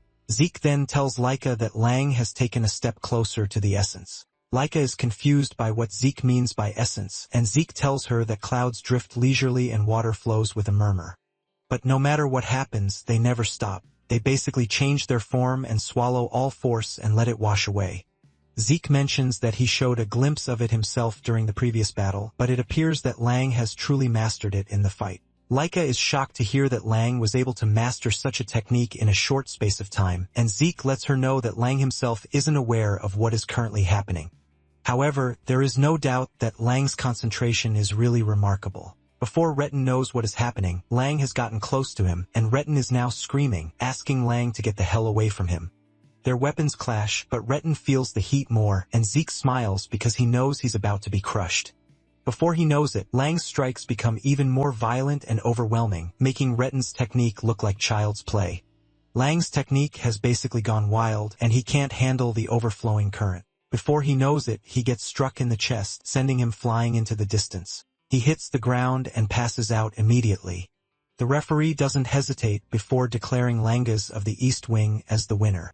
Langas finally returns to his usual self, and he is left wondering what just happened. Laika rushes over, congratulating Langas on reaching 3 stars. She adds that Langas's win is also incredible, and the rest of the team joins Laika in congratulating Langas. Langas still doesn't know what is going on until he looks down to see an unconscious Retin on the ground. He turns around asking his friends if he actually won, and they let him know that he sure did. Tears dropped from his eyes as he never expected to have defeated Retin of all people. Raymond and the others commend him, telling him that he pulled off an amazing move. Laika even compares the move to a water dragon that was ascending a waterfall, which was pretty incredible. While they are all raving about Langas' move, Langas himself doesn't even have a memory of what they are talking about. Zeke then comes in, telling them that the technique Langas used was the Rising Dragon Piercer. He mentions that it is one of the techniques that is recorded in the 2nd volume of the Cloud Water Spear style.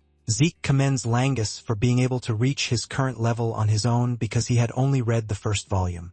Everyone is surprised to hear this, and they ask Zeke how he knows this. Zeke lies that he caught a glimpse of it once on the 2nd floor of the Dragon's Hall, since he obviously cannot tell them that he was the one who created the move. The others commend Langas for his ingenuity. Basically, Zeke created the technique in his past life, but he doesn't recall writing it in a book. He believes that those who transcribed it for future generations must have split it into multiple volumes for storage. To make sure it was kept from the eyes of the inexperienced, the essence was hidden away in the upper archives. Nonetheless, Zeke is glad that Lang was able to carve the path to the hidden essence all on his own strength. They are busy chatting about Lang's win when the referee reminds them that they are still in the middle of the match.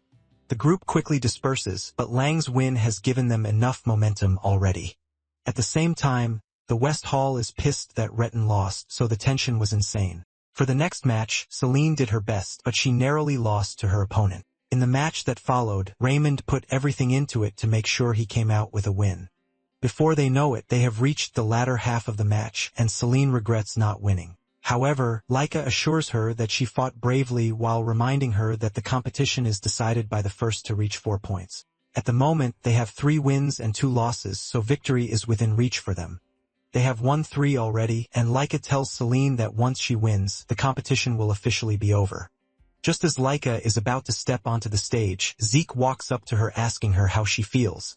Laika lets him know that she feels like her normal self, but she understands that Zeke is just worried about her, and she assures him that she would be fine. As she walks into the arena, her colleagues wish her luck, but Zeke senses something strange that leaves him worried. It turns out that Laika will be going up against Alan, and Alan lets her know that he will come out victorious. However, Laika argues, saying she will be the winner. Just as the match begins, Laika makes the first move, lunging at Alan with overwhelming power. Alan finally gets to see Laika, the lightning user, in action. Alan manages to dodge the first strike, and he pushes back to put some distance between himself and Laika. Alan realizes that he might have lost the match if not for Venial's preparation. Suddenly, Laika starts to weaken as the poison Venial had planted on her earlier kicks into effect. Alan notices that Laika is already feeling the effect of what is happening, and he boastfully tells Laika that she can't defeat him. Alan tries to strike Laika on the head with her weapon, but Laika manages to block the attack. This doesn't do her any good as she is kicked in the tummy really hard. She groans in pain, which leaves everyone on their toes. Laika is left in complete confusion since she can't even release her lightning to fight back. She starts wondering what is happening, but Alan confidently reminds her again that she can't win. Before Laika knows it, Alan descends on her, delivering several painful strikes to her body. Laika is battered, and she soon realizes that it is not her lightning that is malfunctioning, but also that she cannot use ether. Basically, a warrior's body is deeply linked to the ether dwelling within them, and every single movement is enhanced by ether. In other words, If a warrior loses their ability to use during a battle, every single attack from the opponent could become a fatal wound. Laika finds herself totally exposed to Alan's attacks, and she is not even holding back. She gets hit all over. And since Laika can't even attack, she comes to the sad conclusion that she has to at least defend herself. Sandy Sue notices that Laika is not functioning well, and Aegis agrees with her. Zeke has also sensed this, but he still can't understand what is happening. Before Laika knows it, she loses her strength and she crashes to her knees while gasping for breath. Deep down, Alan is surprised Laika was able to last that long without being able to use ether. He is impressed by Laika's strong will, which is why she is on par with Vinyl. Alan turns around to look at Vinyl, and the expression on his face tells him everything that he wants to know. Alan then turns back to Laika, telling her that her time is finally over. He raises her weapon and goes after Laika with an overwhelming force. But just as he is about to hit Laika, Sandy dashes in and blocks the attack while yelling at Alan, asking him what the hell he was thinking. In the back, Zeke heaves a sigh of relief because things didn't just turn out badly. Alan yells back at Sandy asking her why she interfered with the match, and Sandy tells him not to play dumb because he was just trying to kill Laika. The crowd is left in shock when they hear this, but Alan denies the claim, saying it is nothing but slander. Aegis also steps in, telling Alan that his last move was truly dangerous. Alan asks them if they are doubting him, and Aegis tells him that if he doesn't want to be doubted, he should be more careful with his words and actions. Aegis mentions that it is clear as day that Laika cannot use ether at the moment, and to launch such a dangerous attack against her is crazy. Just then, Vinyl steps in to defend Alan, telling Aegis that he interfered with the match and then complains about the methods that they use when they are supposed to blame Laika for being weak. Vinyl mentions that in real combat, the opponent's condition doesn't matter because it is their job to completely crush them. He mentions that he and his people from the West Hall are fighting under the assumption that it is a real battle. Sandy yells at them, telling them that there is a limit to everything because the match isn't a fight to the death. Vinyl scornfully tells her that she is soft, which is why she lost. Sandy almost bursts out in anger when she hears this, and Vinyl tells her that they are operating like they are in a real fight. Vinyl confidently says they are even holding back, so they have no intention of killing Laika. However, he indirectly tells them that something inside Laika must have broken. Sandy almost goes crazy, but an overwhelming aura immediately hits the arena, and it turns out to be the referee stepping in to quench the fire. He asked them when he gave them permission to start chatting, and Sandy protests, telling the man that Alan launched a dangerous attack on Laika. The instructor basically tells her to shut her mouth, saying those who have lost have no right to speak. The man mentions that he is the sole decider of whether the match continues or not, and Aegis apologizes for butting in. The referee then declares the match over, crowning the West Hall as the winners of the match. He then mentions that everyone except those participating in the next match should leave the arena. Aegis carries Laika, and he tells her to take her sword. Langus and the others are worried, but Sandy tells them that she will be fine because she has already given her a recovery potion. However, it is going to take some time for her to recover, so they will be taking her to the infirmary. As they walk past, Zeke thanks them and apologizes for the inconvenience, but Aegis tells him not to mention it while saying he could see that he was also ready to step in. Sandy then talks about how weird the whole thing is because Alan might be strong, but he shouldn't be strong enough to overwhelm Laika the way he did. Aegis tells Sandy that things have been weird since the first match, which was Lila's match. He is pretty sure that Vinyl and his people have something going for them, and he can only wish that Zeke would stay safe. Zeke assures them that he would be fine, and he confidently steps into the ring. Vinyl enters the ring talking all big while telling Zeke that he has no chance at defeating him. Zeke ignores him and starts stretching for what is about to happen.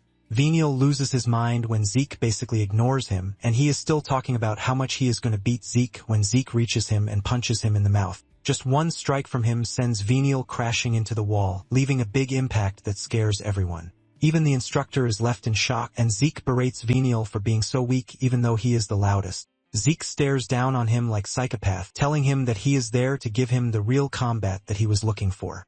Vinyl's comrades scream in fear as Vinyl is sent flying into a wall. When the dust finally clears off, Vinyl is bleeding all over, but he can still stand. He wonders how Zeke was able to survive his counterattack unscathed. Zeke, on the other hand, has noticed that he is trying to use wind magic, and he asks him if this is the technique that his great house uses. Zeke lets this go and casually asks him how he is feeling after tasting real battle. However, Zeke lets him know that he was even holding back. Venial is still screaming at him when Zeke appears behind him, punching him in the back of the head. Venial is knocked to the ground again while wondering what is actually wrong. He wonders how he is getting beaten around by Zeke. And while he is in the middle of this thought, Zeke appears before him again, punching him in the chest for getting carried away during a match.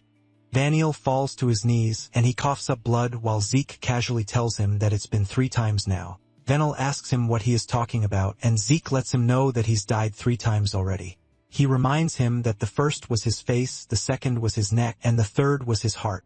Zeke tells him that if this were a real battle, he would already be dead 3 times over, and he is only alive because he held back. Venial still can't comprehend what is happening, and Zeke kicks him in the head, reminding him that he wants a real battle. Venial tumbles in the dust, as if he doesn't even have any strength left. Sandy is left in shock, and she concludes that what they are watching is not a freaking fight. Aegis realizes that with everything he's seen so far, Zeke was just messing around with him. He believes that Zeke considered it an exhibition match because when it comes to a real battle, Zeke is a freaking monster. Back in the arena, Zeke stares down on Venial while asking him if he's finally understood how real battle works. With Venial's face in the dust, Zeke reminds him that he was the one who said it is important to crush one's enemies thoroughly. Zeke admits that Venial and his friends are most likely going to become excellent warriors. Venial starts struggling to get back up, and Zeke lets him know that the whole situation cannot even be compared to a real battlefield because there are instructors watching with recovery potions at hand. He tells Venial that his idea of a real battle in the arena is pretty naive. Zeke scolds him, telling him that he is only trying to look away from his own weaknesses. Venial gets mad, and he yells at Zeke, telling him to shut his mouth. Angered, his wind magic leaks out, taking over the arena, leaving everyone in shock. Venial is pissed that a lowlife like Zeke is trying to preach to him, and Zeke just smiles at him because he believes that he is only going through a rebellious stage. Zeke confidently tells Venial to go all out against him since he is his opponent. Venial loses it, screaming at Zeke and telling him to shut his mouth and stop acting like he knows everything. He unleashes his overwhelming wind magic, hoping to catch Zeke even if it is just once. The spectators are left in complete awe because of how intense the fight has gotten. Someone mentions that what they are looking at is the wind aura of the Fafnir family, one of the 4 great houses. Their aura is imbued with the power of wind, which is invisible, so one can't see it with the naked eye. Sandy hears this and mentions that it suits the family pretty well because they are a bunch of sneaky brats. Aegis tries to calm her down, telling her not to say such, but admits that it is pretty troublesome. He says it is a bunch of continuous invisible attacks, but surprisingly, Zeke is easily dodging the attacks. Venial screams out in frustration, asking why he can't hit Zeke. Zeke calmly tells him that he can't because he is able to watch the flow of the attack, but Venial doesn't want to believe this. Zeke proves this to him by exploiting another opening, and he punches him in the head. Venial holds his head in pain while resuming his attempts to catch Zeke. Zeke teases him, calling him a rebellious teen, and after some time, Venial tires out. Zeke teases him, asking him if he is finally satisfied, but Venial yells at him saying he is not. He tells Zeke that he is going to kill him for mocking him, and Zeke commends his tenacity, telling him that it is fit for a warrior. However, Zeke dashes toward him to punch him in the tummy again to let him know that his body has already reached its limits. Venial falls to his knees in pain. Zeke tells him that continuing the fight will only bring him pain, so he suggests that they end the fight right there. Suddenly, Venial grabs Zeke's ankle and he unleashes his poison into him. Venial stands up and he starts laughing, leaving Zeke to wonder what is bringing him so much joy. Venial then confidently tells Zeke that it is over, letting him know that he is finally finished. But Zeke still doesn't understand what is happening. Suddenly, Venial unleashes a powerful wind attack and Zeke gets hit. Zeke is launched backwards as the poison spreads through his body, leaving the spectators shocked. Aegis lets them know that Zeke's condition has changed, and Celine asks him what he means by this. Before he can explain, Laika shows up, commending Aegis's intuition. The others are shocked to see that Laika is already back from the infirmary, and Sandy yells at her, asking her if she is strong enough to leave the infirmary yet. Laika apologizes for causing them to worry, and they ask her if she knows what is happening to Zeke. Laika then says she doesn't know exactly what is happening, but she believes that it is the same thing that is currently happening to her. She mentions that earlier during the middle of the match, she suddenly became unable to use her ether. They are shocked to hear this, and they start asking why something like this would happen. Laika says she has no idea, but the same thing actually happened to Lila in her first match because she was acting pretty strange. Langus freaks out when he hears this because this means Zeke won't be able to use his ether also. On the battlefield, Venial believes he finally has the upper hand, and he starts laughing maniacally, telling Zeke that he is going to make sure he never defies him again. Venial unleashes a powerful wind attack, and he directs it at Zeke, aiming to finish him once and for all. Langus and the others scream in fear, but before the wind attack even gets to Zeke, he's reached Venial, and he punches him so hard that he is sent flying into the arena walls. Venial still manages to stand up, but at this point fear has taken over him because he can't understand what sort of monster he is going up against. At the same time, Laika is not surprised that Zeke can still fight pretty well even though he can't use his ether since this is the kind of freaking monster that he is. Venial is left asking questions on how Zeke can still move even after everything. Zeke senses the strange substance in his body and he figures out that it's poison. But this freaks Venial out because he can't believe that Zeke was able to identify what hit him. This is basically a poison that should be undetectable, and Zeke tells Venial that he now understands the reason why those who fought him were easily defeated. Basically, this is a poison that only takes effect when ether is activated, and he commends Venial for being pretty skilled because the poison was able to hide from him until he eventually activated his ether. Venial is left in total confusion because the poison should have sealed his ether, and he somehow managed to unleash a strike against him. Zeke lets him know that poisons are meaningless against his well-trained body. In addition, he is disappointed that he thinks the strongest like him would waver just because his was sealed. Venial crashes out because Zeke called his ether-slaying poison a meaningless substance, and Zeke is surprised to hear that he was the one who created it. Zeke figures out that the poison is harmless to Venial himself, so it basically flows through his to affect others. Zeke commends him for being able to create such a revolutionary poison, revealing that it is quite admirable. However, Zeke does the unthinkable and detoxifies himself just by breathing out to let Venial know that such tricks don't work on him. Venial cannot believe his eyes when he sees this, and Zeke tells him that the poison was interesting, but it is certainly not enough because in the end, it all comes down to one's own power. Zeke tells him that the fact that he is relying on poison shows how much he still has to learn. Venial stands there in shock asking Zeke what he means by this. Zeke then suggests that they end the match because he is pretty sure that he is now satisfied. Venial groans in frustration when he hears this, and he remembers how he has been living his life since he was a kid. Apparently, since he was small, his mother had always told him that he must become the head of the house no matter what it takes, letting him know that he has no value if he cannot become the head of the house. Back then, Venial was always pushed aside from conversations that involved the succession because he was not considered to be a genius compared to the other candidates.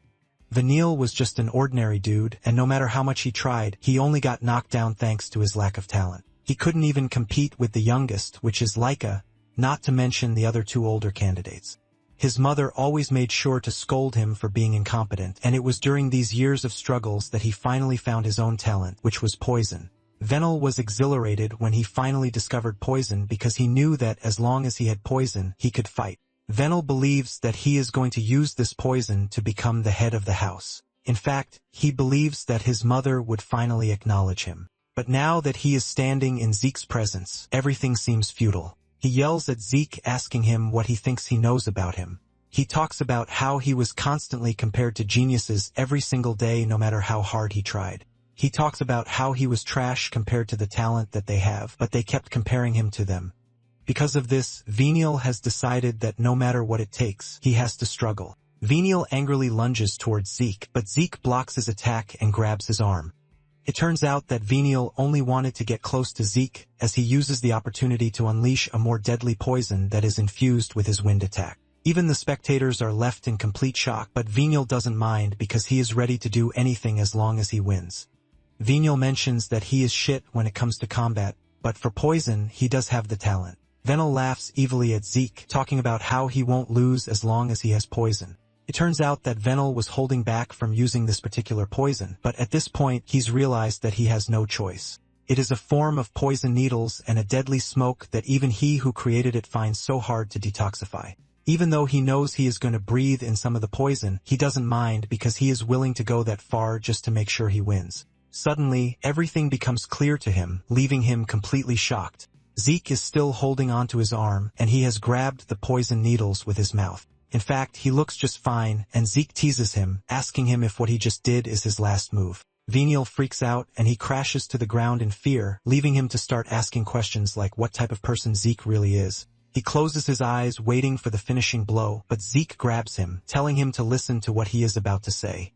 Zeke lets him know that he is missing an important point, and Venial asks what it is. Zeke tells him that to become strong, talent in martial arts or even talent in manipulating ether does not matter. He lets him know that the only thing that matters is his thirst to win, because that craving alone is what leads to true strength. Zeke also berates him for saying he has no talent for martial arts, telling him that it is pure nonsense. He tells him that the only problem is that his weapon doesn't suit him. He tells him that the iron fan he is using doesn't fit him, and he mentions that something with a slightly longer handle would do.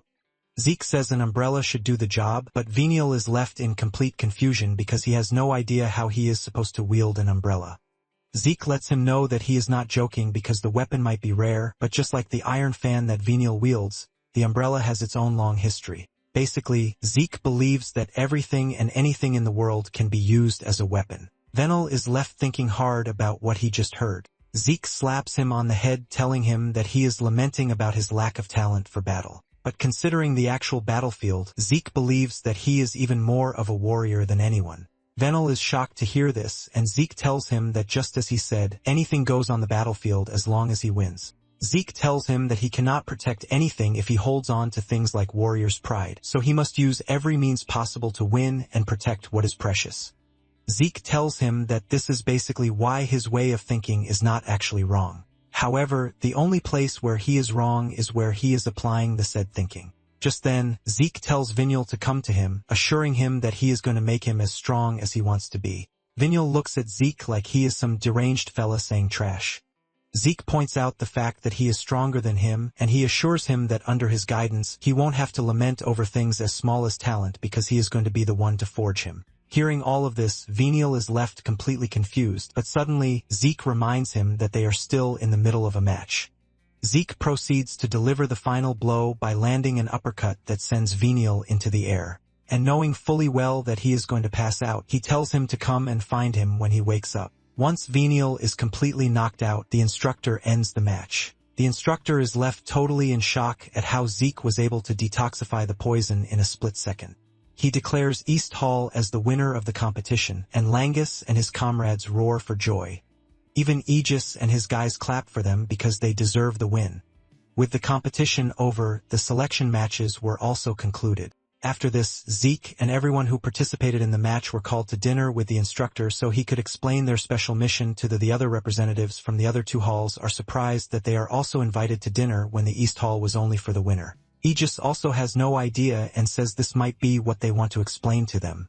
While they are still waiting for the instructor, Zeke is already digging into the food that was served. Everyone stares at him as he eats with his two hands, and he urges them to eat too because the food might get cold. Laika asks him how he is so calm in such a situation, asking him if he is not worried about what they are about to tell them. Moments later, the instructor walks in, apologizing for keeping all of them waiting. He lets them know that they are free to enjoy their meal even though Zeke is already fattening himself up with the delicacies. He then tells the others to be like Zeke and enjoy the food that was provided. He tells them that this is a meal that is meant to reward them for their hard work during the selection matches. Once everyone has settled down, he tells them that it is time for him to explain the special mission. Aegis raises his hand, asking him if it is okay for the losing halls to listen as well, and the instructor tells him that there is no issue with this. In fact, he mentions that there is a possibility that Aegis would be participating in the mission. The instructor then proceeds to reveal that some days ago, a special rift was discovered within the Eldragon estate, and this immediately catches their attention, including Zeke, who is still tearing into a chicken leg. He remembers reading about the rift at the Dragon Hall. The instructor says he is pretty sure that they have some prior knowledge regarding rifts, but they definitely don't know about special rifts. He mentions that special rifts are the type that cannot be cleared by conventional means, and Laika asks him what he means by this. The instructor says this particular rift has a specific restriction, and the restriction is that only 7 people of 3-star rank or below can enter. If anyone who is 4-star or higher or even more than the specified number tries to enter, they will be forcibly removed. He mentions that unless the conditions are met, even the family head cannot enter a special rift. This basically means they have to follow the conditions to be able to clear it. He mentions that it is not a secret that there are 3-star warriors among the Eldragon soldiers, but they are currently short-staffed thanks to the recent surge in rift appearances. This is basically why the responsibility has fallen to them. In addition, in this special rift there is a high chance that magic water exists which is necessary for awakening mana. The moment they hear this, they become even more attentive and curious. Apparently, by consuming magic water, one becomes able to convert ether into mana, which is essential for obtaining a body that is capable of using magic. Zeke hears this, and his eyes glow brightly because he's always wanted this. The instructor reminds them that the world is currently being ruled by the 8 great families, which includes their Eldragon family. However, the Eldragon family is the only family that lacks a magic spring from which magic water flows. To put it simply, the mission is to clear the special rift and recover the magic water. It is a very important mission where failure is not an option, but there is another issue. He lets them know that where the rift appeared is adjacent to the Cerberus family, which is one of the 8 great families. He lets them know that there is a possibility that they want the rift for themselves too. With this in mind, they held the selection matches to choose the most capable 3-star ranks and below. Upon hearing this, Aegis assumes that the 7 winning members from the East Wing will be the ones to clear the rift. However, the instructor lets him know that the East Wing might have one, but this automatically doesn't mean that the 7 will automatically be the recovery team. Because of this, he tells them that the East Wing, being the leader, will be the one to form a recovery team. He mentions that the reason they had everyone fight regardless of victory or defeat was to share everyone's strength and martial characteristics to serve as a basis for forming the recovery team. However, there were some who were unable to show their true potential thanks to Vaniel. The instructor then turns to Zeke, telling him to choose the members of the recovery team. Zeke is shocked when he hears this, and he asks why it has to be him. The instructor then reminds him that he is the representative of the East Wing, and Zeke argues that he never planned to be the representative. Zeke then points to Laika, telling her to decide, but he lets her know that he has to be on the team. Laika is surprised, and she asks Zeke if he is sure about this. Zeke tells her that if he chooses the team, he is just going to choose himself. Laika freaks out in shock, but knows that this is actually the truth. In addition, Zeke believes that it is good for Laika to know how to judge people with her own eyes if she is aiming to become the head of the house. Zeke then turns to the instructor, asking him if it is fine to hand over the role of representative to Laika, and the man says he doesn't mind. However, he lets Zeke know that leading the recovery team would put him one step closer to becoming the next family head. Zeke cuts in telling the dude that he is not interested in becoming the family head, shocking everyone in the room. They start asking him if he is serious, and Laika lets them know that Zeke is actually serious. Zeke reminds them that it is his business to focus on whatever he believes is valuable to him. Aegis mentions that he is not wrong, but at the same time, if he becomes the family head, he would have everything in the Eldragon family in his hands. Zeke confidently tells them that he doesn't need any of this because there is only one thing that he seeks, and this is the pinnacle of martial arts. This leaves everyone in the room speechless, and Zeke tells Laika not to worry about him, telling Laika to go ahead and choose whoever she wants to take with her. Laika acknowledges this, and she stands up to make her pick. Meanwhile, at the Cerberus family, the family head, a cold-looking dude with a big cigar and shades on, just learned that a special rift has opened in the fertile forest, and the Eldragon family, whom he calls lizards, are already moving in. The family head is pissed that he is just getting the information at that moment, and his attendant apologizes in fear, telling him that he is sorry. He reveals that they were misled by the Eldragon family, which is why the discovery of the rift was delayed. The head of the Cerberus family asks if there is something interesting about the special rift, and his butler tells him that there is a high chance of magic water being in the rift. Upon hearing this, he realizes why the Eldragon family would want to recover it at all costs. He then asks for the conditions for the special rift, and the attendant reveals that it is up to 7 people of 3-star rank or below. Family head realizes that this is not a difficult condition, but it appears that the Eldragon family has made the first move. He figures out that the Eldragon family is going to take all the slots. His attendant lets him know that the Eldragon family doesn't have enough soldiers to spare, but there is information that they are sending brats that they are currently training as soldiers. The family head is surprised that they are planning to clear the rift with a bunch of kids who are not even foot soldiers yet. The attendant confirms this and asks if they should also form a team of 3-star ranks and below immediately. The family head lets him know that it is already too late to form one now, but if it is kids clearing the special rift, he is pretty sure that Balza's heir would be among them.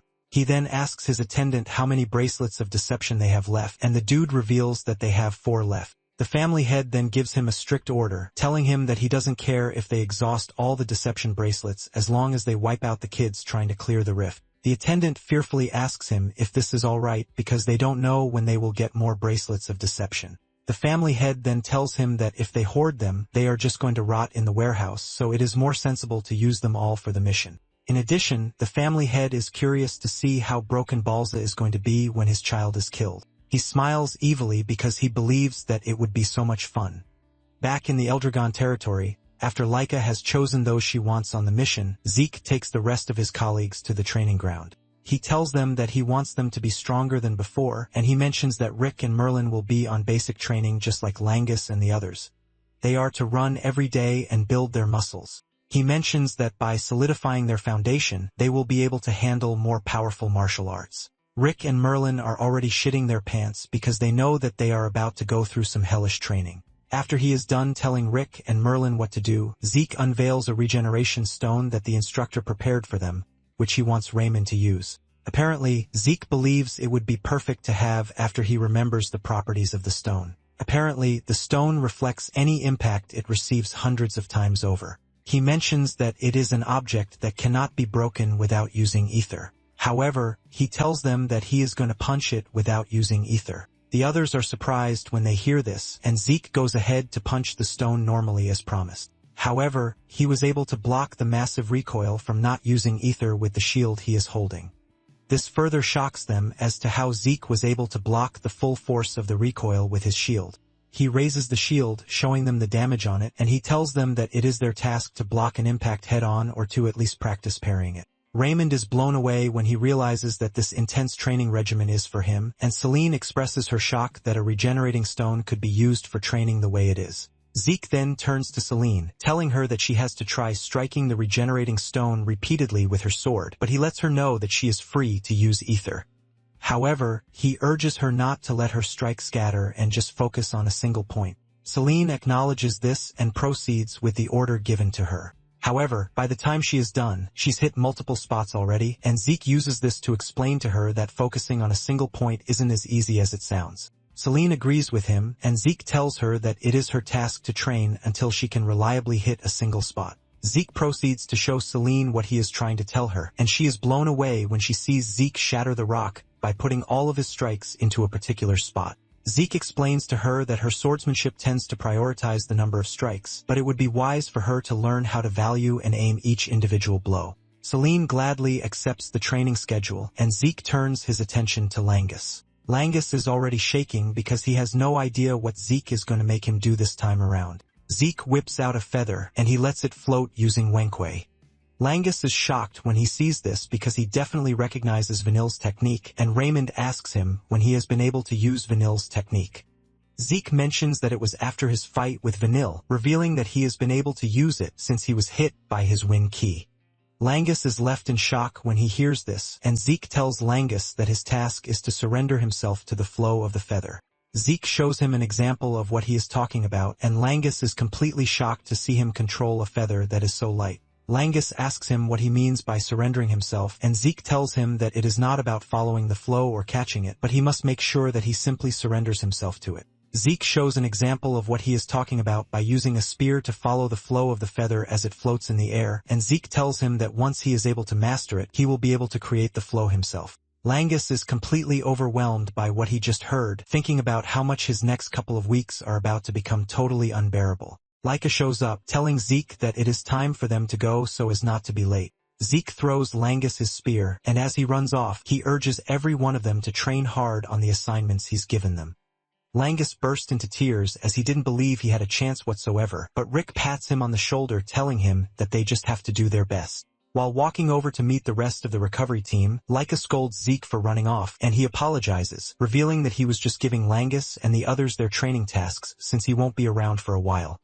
Nonetheless, Zeke is curious to see how everything is going to turn out because Laika chose the most interesting team, and Laika assures him that they are going to be fine. Laika tells Zeke that the team she's picked is what she believes to be the best. The two then rejoin the other five, Sandy, Aegis, Lila, Alan, and Venial, who are already waiting for them. The tension among them looks terrible, but Laika leads the line telling them to follow her.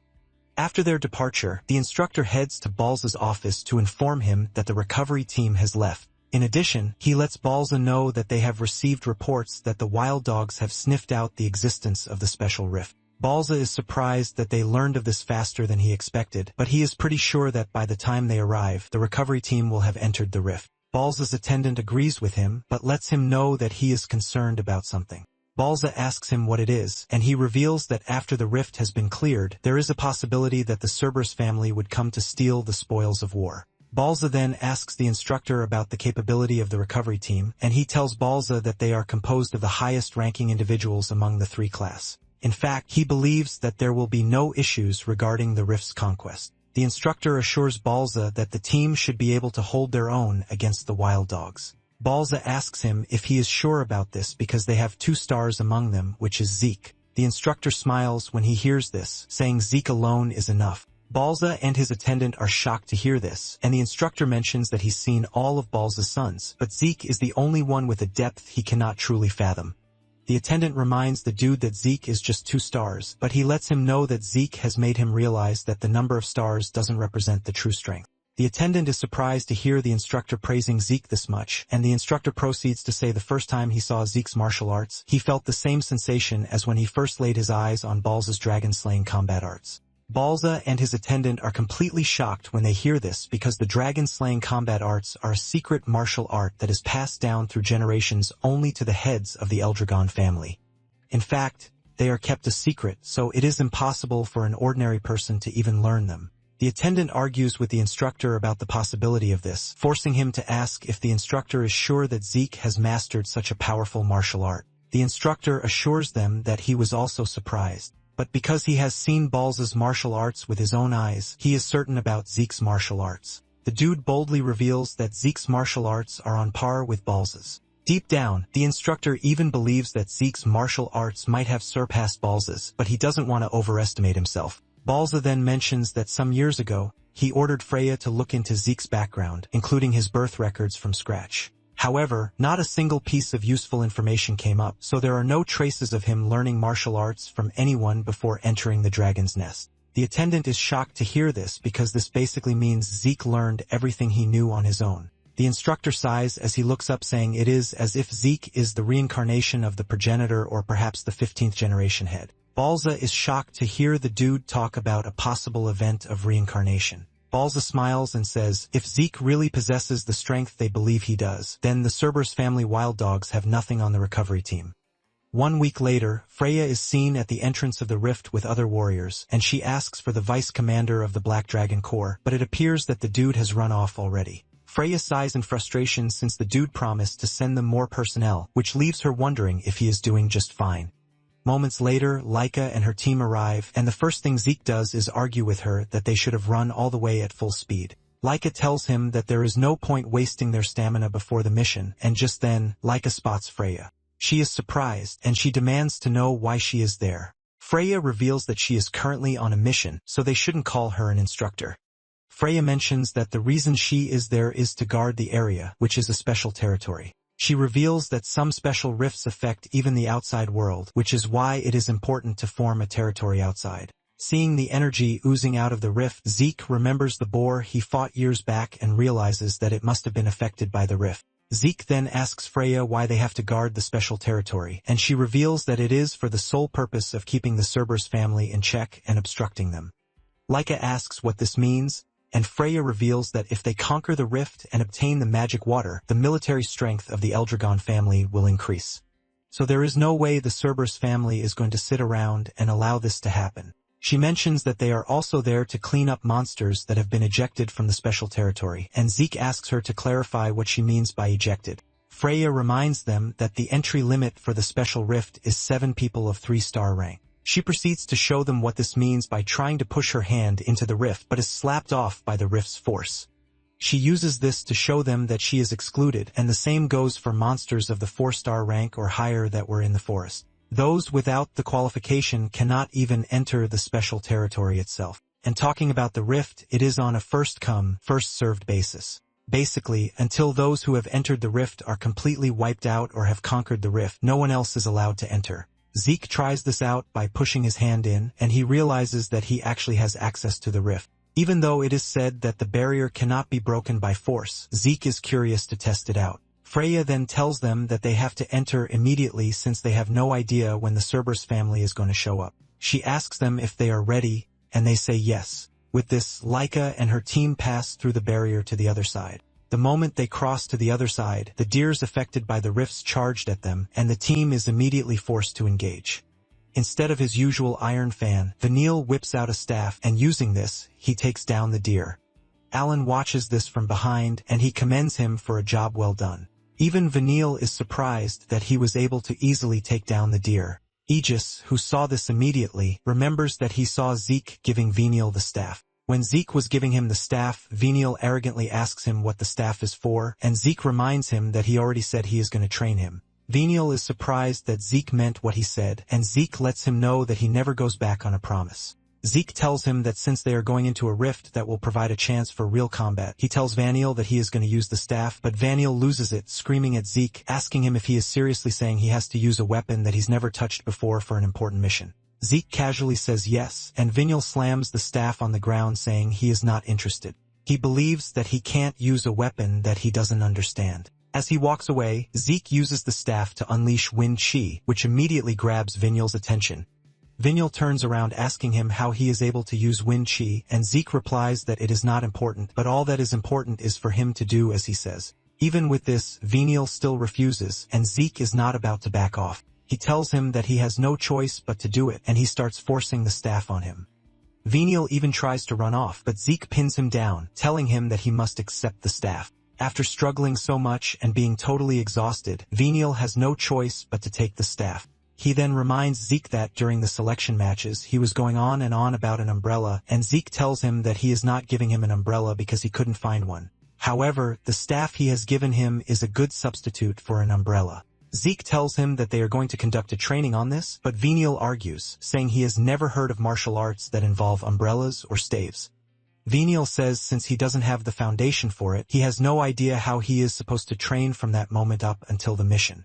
Zeke laughs out loud, telling him that he doesn't have to worry about this because he has created a martial art that is tailored specifically for him. Zeke even goes ahead to name it the Spectral Wind Umbrella Art. Now in the present day, Aegis is surprised and totally overwhelmed with the idea that Zeke was able to create a new special art for Vanille. However, he can't even deny that it is effective because Vanille's movements are sharper than when he used the fan. To top it all off, it actually matches the characteristics of his wind key. This leaves Aegis wondering if Zeke was actually able to create a martial art that is solely for Vanille. Moments later, Zeke commends Vanille's movements and strikes, and Vanille almost tears his own head off. Alan then asks if Zeke was truly the one who created Vanille's martial arts, and Vanille says yes. Alan is left speechless, leaving him to ask who exactly in the world Zeke is. Even Vanille cannot answer this question because Zeke is just too complicated for them to understand. Just then, Zeke turns his attention to Lila, and Lila asks him if it is true that he created a martial art. Zeke confidently says yes, and Lila asks him how he was able to do it, and the only answer Zeke can give is that he is him. While Lila is already worshipping Zeke, Sandy butts in, saying it is quite impossible to create a martial art. Aegis then reminds Sandy that it is Zeke they are talking about, so it might be possible. Sandy mentions that she really doesn't care about all of these because the only thing she cares about is Vanille not holding them back. Vanille turns back in anger, and Sandy mentions that she is worried if Vanille will be okay using martial arts that he is not used to even though he can't properly fight without the help of a poison. The atmosphere immediately lights up in flames as the two groups start arguing with each other, with Alan supporting his master. Sandy taunts Alan, telling him to do something about it if he is pissed. Realizing that the situation is about to escalate, Aegis comes in, urging them to calm down, reminding them that they are on a special rift mission. He reminds them that they have no idea what is going to happen once they enter the rift, so they have to throw away their grievances and cooperate. He asks Sandy if she understands this, but Sandy argues that there is no way she's going to understand someone who almost killed Laika by using poison in a match. In fact, Sandy doesn't believe that Laika picked the right team whatsoever. While they are arguing, Zeke asks Lila if she is fine with everything that is happening so far. Lila asks him what he means by this, and he reveals that he believes that she would have some things to share about Vanille.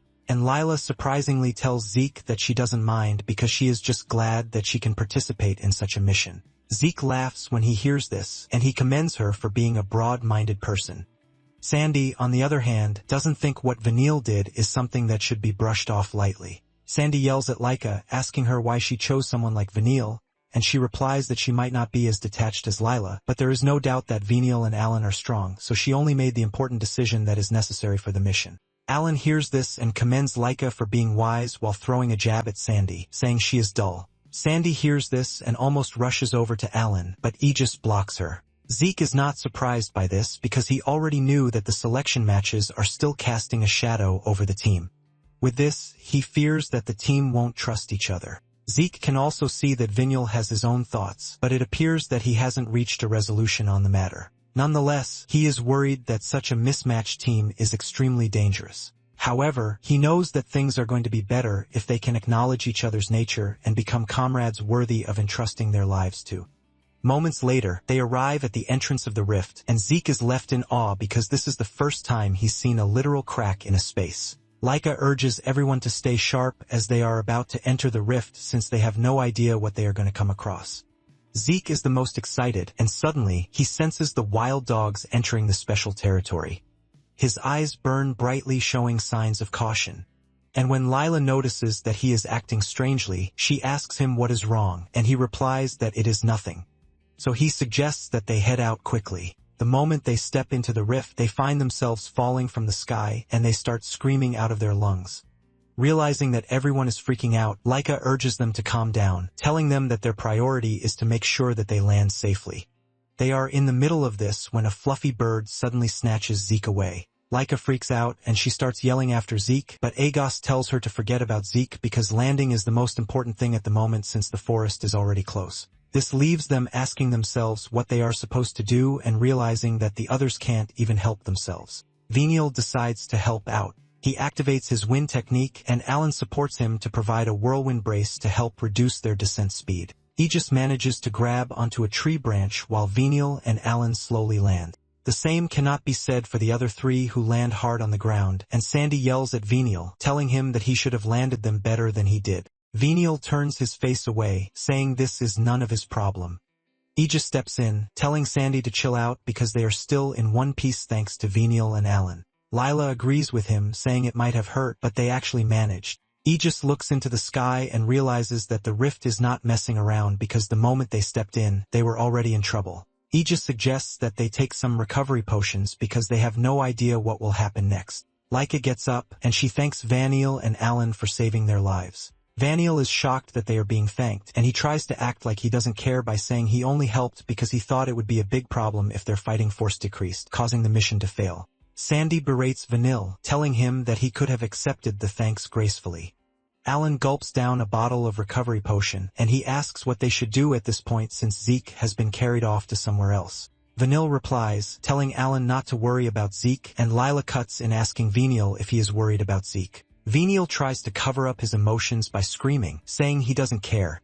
Sandy teases him, telling him that he is not even honest with himself, and Aegis mentions that Venial is right about the fact that they are not supposed to worry about Zeke. Sandy yells at Aegis for agreeing with Venial, but Laika cuts in, saying Aegis is right. She is pretty sure that Zeke is going to be fine on his own, and they might actually be the ones in trouble. Sandy is surprised, and she asks them who they think Zeke is.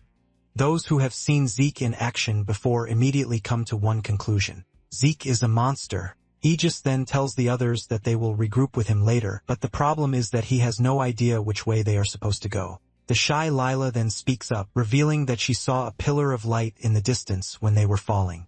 Alan reveals that he saw this too, but because they were falling, he doesn't think anyone would know the direction. Lila casually points in the direction of the light, and Alan asks her if she confirmed the direction of the light when they were falling. She says yes, revealing that she checked the surroundings, and Laika commends her thoughtfulness. Laika mentions that the bird that took Zeke was also going in the light's direction. She suggests that they head toward the pillar of light while keeping in mind that they are going to reunite with Zeke. She is pretty sure that there is no way Zeke would ignore a light like that, and those who truly know him agree with Laika. On the other hand, Zeke is enjoying his ride because he believes that it is a good experience to have been snatched off by a bird. He thinks about Laika and the others, but he believes that they are going to manage.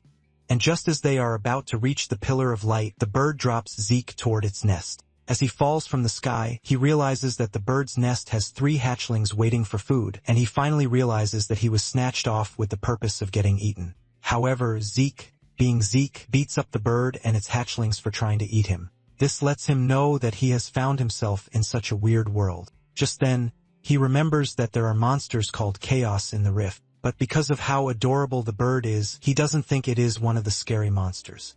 However, he notices that the bird is in a bad state, which isn't a result of the small beating that he gave it. He also notices that the bird appears to be starving, and just then he sees a bunch of flying monsters heading in their direction. Zeke is not surprised because he has sensed their presence for a while now. The bird spots the monsters and starts freaking out. The bug monsters are led by a big grasshopper, and the moment they arrive on the rock, the bird becomes even more terrified. It finally dawns on Zeke that the bird was being tracked by the bugs.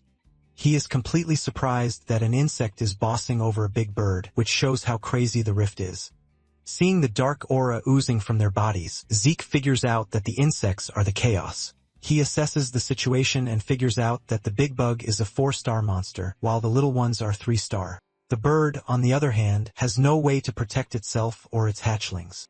Zeke is left asking himself what he should do in this type of situation. He thinks of running, but suddenly, the weak mother gets up to defend its nest. Even the young ones stand up for themselves, and this impresses Zeke, who praises their resolve. Since they are ready to fight, Zeke promises the birds that he is going to lend them a bit of his strength. Zeke turns his attention to the bugs and can sense the immense bloodlust coming from them.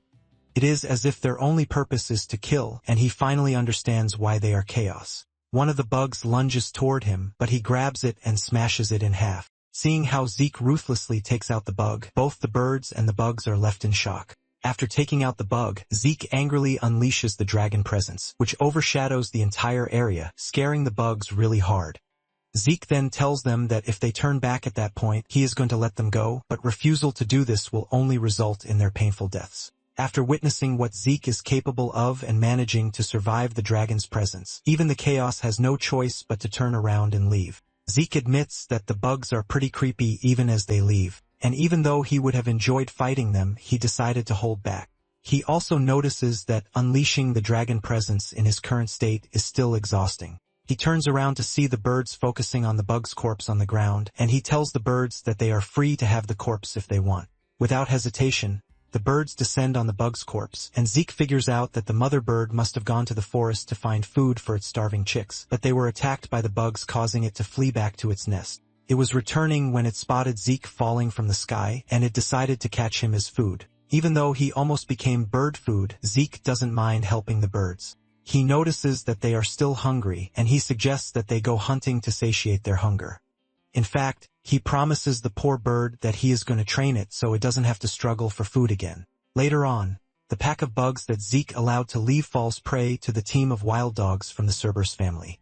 After wiping out the bugs, the team finally turns there to Zeke and the others that they are originally there to hunt. 1 week later, Laika and the others are still busy killing monsters in the forest while trying to find a way out. They have encountered so many monsters that have forced them to work together even though they still argue among themselves. Aegis talks about how hellish their lives have been for over 1 week, and even the shy Lila almost cries while saying she is already tired of fighting Chaos.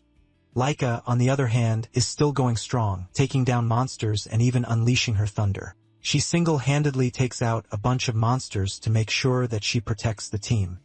Aegis is impressed that Laika is still able to move even after casting such a high-tier spell. Aegis can only pray that Laika is not pushing herself because she is the leader. After Laika defeats the monsters and asks if they are all fine, Sandy steps up in frustration, saying they are not fine because she never expected everything to be this bad inside a rift. She asks if this is how every rift works, but Laika lets her know that every rift leads to a different kind of primordial chaos. Talking about the primordial chaos, it is the chaotic and dangerous world that expands beyond the rift. Aegis calms Sandy down, telling her that they just happened to run into a terrible rift. Sandy refuses to calm down as she continues yelling until Laika comes in, urging her to calm down. She listens to her cousin, agreeing not to complain until the mission is over. Aegis can only thank their stars that Laika is available to calm her down. Aegis then says they have been in the forest for too long, and Venial lets them know that the flow of the wind just changed, which means that they must be close to the exit. Sandy asks him if he is sure about this, and Venial replies that he has no reason to lie because he is already tired of hearing her scream the entire week. Laika immediately orders that everyone sprint for the exit while they still can, and Sandy is the happiest girl on the planet when she finally sees the bright exit ahead because she is already tired of dealing with the annoying bugs. Upon stepping out of the forest, Sandy is expecting something pleasing, but she is struck with disappointment as they find themselves in a terrain covered with rocks. Sandy breaks down again, and Aegis admits that the whole area appears to have its own trouble waiting for them. However, the pillar of light they were searching for is closer to them. Laika then asks Aegis if the light is what she thinks it is, and Aegis assures her that there is no mistaking it. He mentions that the light they are looking at belongs to the Chaos Stone that the instructor taught them about. The instructor had told them that they would not be credited with completing the mission just by collecting the magic water without conquering the rift. He lets them know that they must destroy the source of the rift, which is the Chaos Stone, to close the rift. Basically, the Chaos Stone is the ore that is believed to create rifts in the world, but the teacher explains to Zeke that the stone is not just a mere source. He mentions that the stone itself can be considered the threat of the rift. Basically, the stone continuously releases a massive amount of energy to maintain the rift, and the energy released corrupts the ecosystem of the living world and transforms living creatures into chaos. In turn, the instinct of chaos is nothing but slaughter. They wipe out everything in their way until they have completely invaded the world. After this, they start seeking the next world, and they pass through the rift to access worlds. It is the same process that is used in encroaching on their own world. And after hearing this, Zeke admits that the Chaos Stone is pretty dangerous. Sandy expresses her concern about finding the Chaos Stone and the magic water at the same time, but Aegis told her that the magic water is always close to the Chaos Stone because it is clearly stated in their textbook. The teacher confirms this, telling them that their first mission would be to find the Chaos Stone. He mentions that the characteristics of Chaos Stones may vary wildly, but they all share the common trait of releasing tremendous energy. He lets them know that they are going to know this as soon as they get close. Now in the present day, Vanille figures out that they just have to head toward the source of light to find the Chaos Stone. Surprisingly, Sandy and her two most hated guys have not hurled insults at each other for a while. Aegis tries to maintain the calm atmosphere and mentions that it would be perfect if they could meet up with Zeke at the Chaos Stone. Laika agrees with Aegis, saying she hopes that Zeke has noticed the Chaos Stone. Vinyl screams at them, suggesting that they head to the Chaos Stone instead of worrying about Zeke, but Lila sees through him again, and she asks him if he is worried about Zeke. Vinyl yells at the girl, telling her to shut her mouth. As they navigate through the rocky terrain, Laika mentions her surprise that they have not encountered a single monster so far, and Lila says this is even better because she is already exhausted. Aegis, on the other hand, believes that something is truly weird because it said that there are powerful chaos monsters that always roam around the Chaos Stone. As they approach the stone, Laika tells the team to stay alert because the whole atmosphere feels eerie. Moments later, they arrive at where the stone is, and they are surprised that nothing had happened up until that point. Just by standing close to the huge stone, they can sense the overwhelming dark energy coming from it. Sandy then expresses her disappointment that they didn't get to face any monster, and suddenly, a shadow appears overhead. Laika alerts the rest of the team to this, and they quickly turn around to see something strange hit the ground, leaving a huge impact. When the dust finally clears, an excited Zeke emerges, greeting his estranged teammates. Seeing Zeke alive and well, Laika rushes over to meet him, and even Aegis expresses his relief that our guy is alive and kicking. Zeke mentions that it is wonderful to see them while saying that they all look lively, but Vinyl asks him what part of them looks like they are lively. They are in the middle of the meet and greet when Alan points to a huge scary dead monster in the distance, and Zeke casually reveals that he just killed it moments earlier. Sandy is left speechless when she sees the type of monster that Zeke handled by himself. Aegis asks Zeke if he really was the one who defeated the monster because it is the powerful chaos monster that they were told about. Zeke replies that the monster attacked him out of nowhere, so he had to kill it. It suddenly dawns on Laika that the reason they didn't run into any monsters on their way to the Chaos Stone is that Zeke had killed every one of them, and Zeke confirms this. Hearing this, the whole team unanimously agrees that Zeke is insane. Zeke then points to the stone saying he believes that it is the Chaos Stone, so he decided to wait for them. Aegis assures him that it is the Chaos Stone, and when he hears this, Zeke immediately jumps for joy because he has found the magic water. He points to the water under the stone, and Leica rushes over to check. They bring out bottles to take the water, and Zeke mentions that there is more of it than he expected. Aegis explains that one has to consume a certain amount of water to gain the effects of the magic water. Even with the water that they currently have, it might only be enough for a few people. Sandy is already tired, and she is not interested in whatever explanation that they have because she just wants to get the water and get out of there.